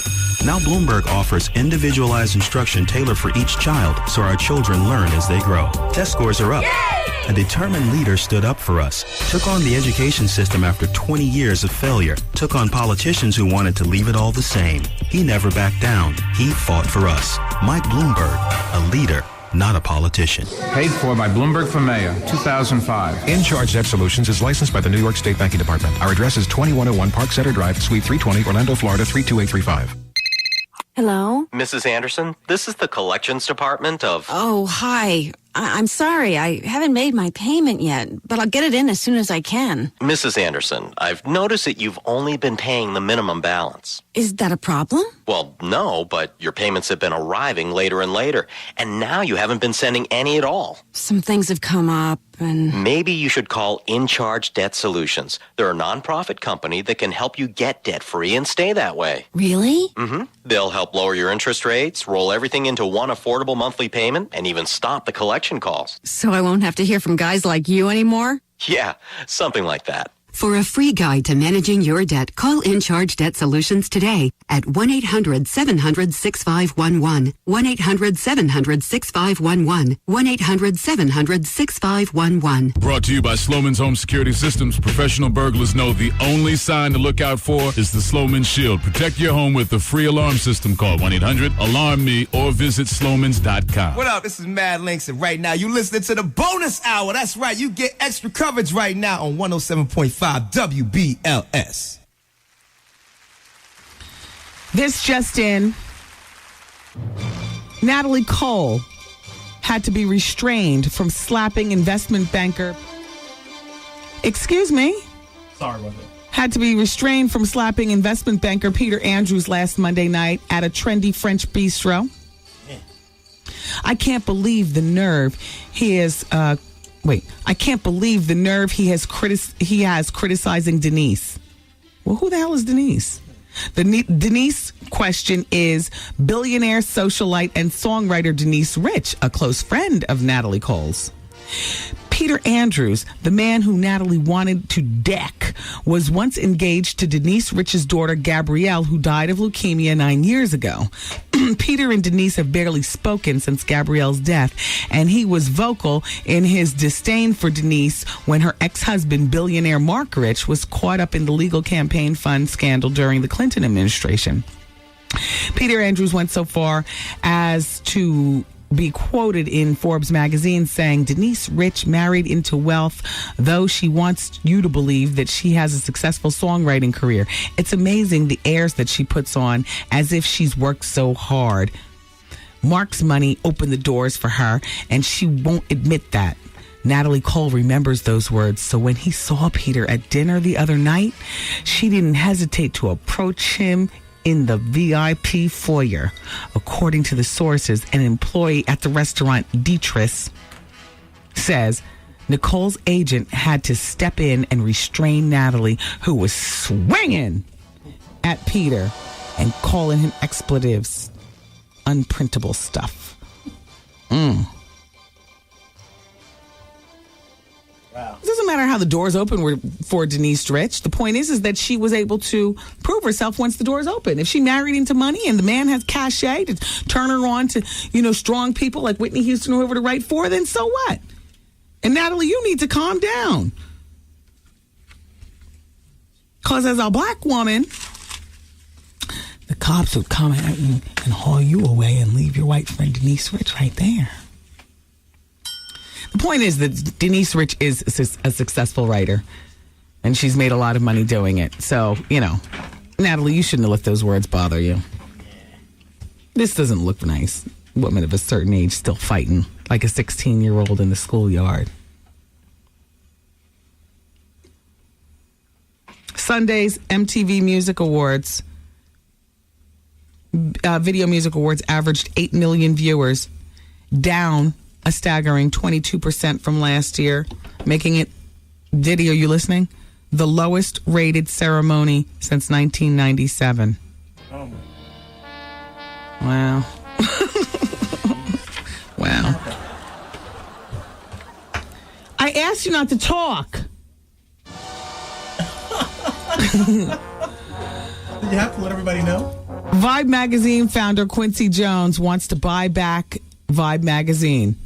He started Vibe in 1994 to rival Rolling Stone magazine. So he went on to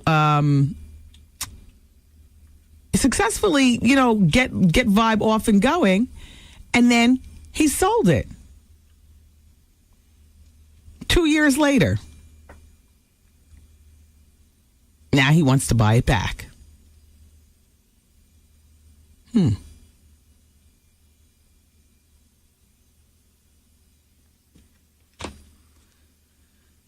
I don't want to see Oprah endorse anything. It cheapens her entire product. Like, I love that Oprah just picks and chooses the things that she loves, and she features them on My Favorite Things. You can't buy her. Where have you been, Art?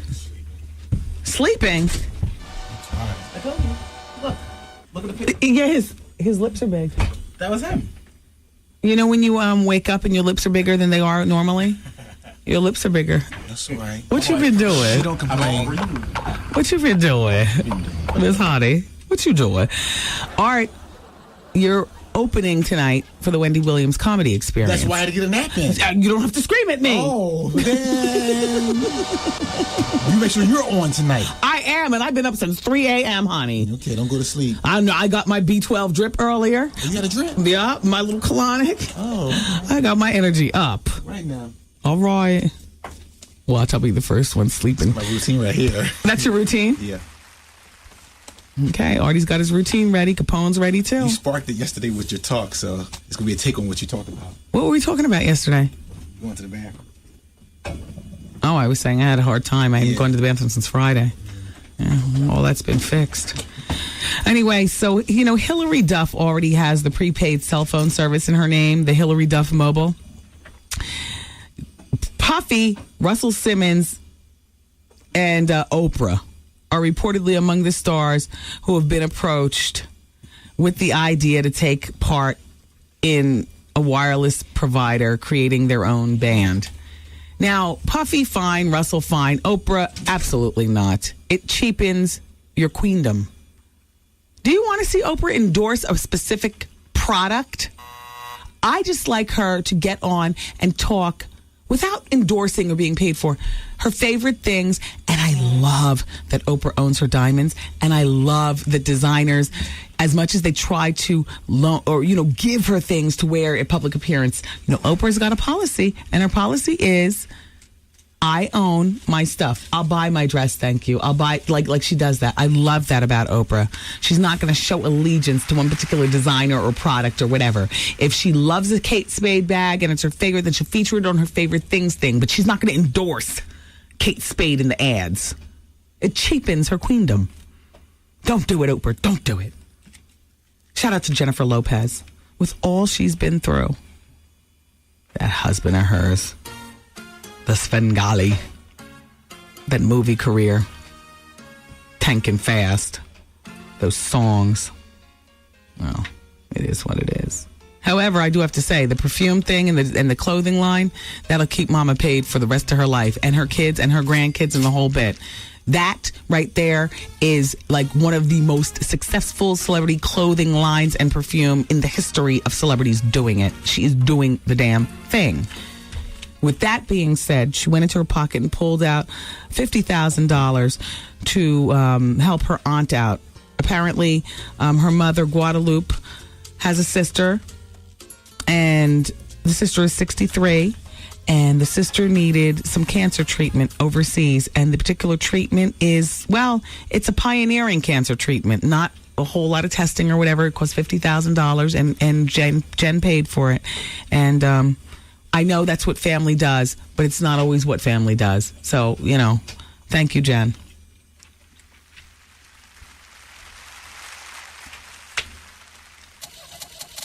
I'm not going anywhere. Oh, wait a minute.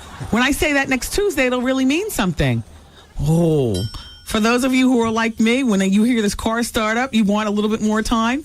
Next Tuesday, we're doing the Wendy Williams Experience Radio Telethon to benefit the citizens of New Orleans through the American Red Cross. We'll be on the radio for 12 hours from 2 p.m. to...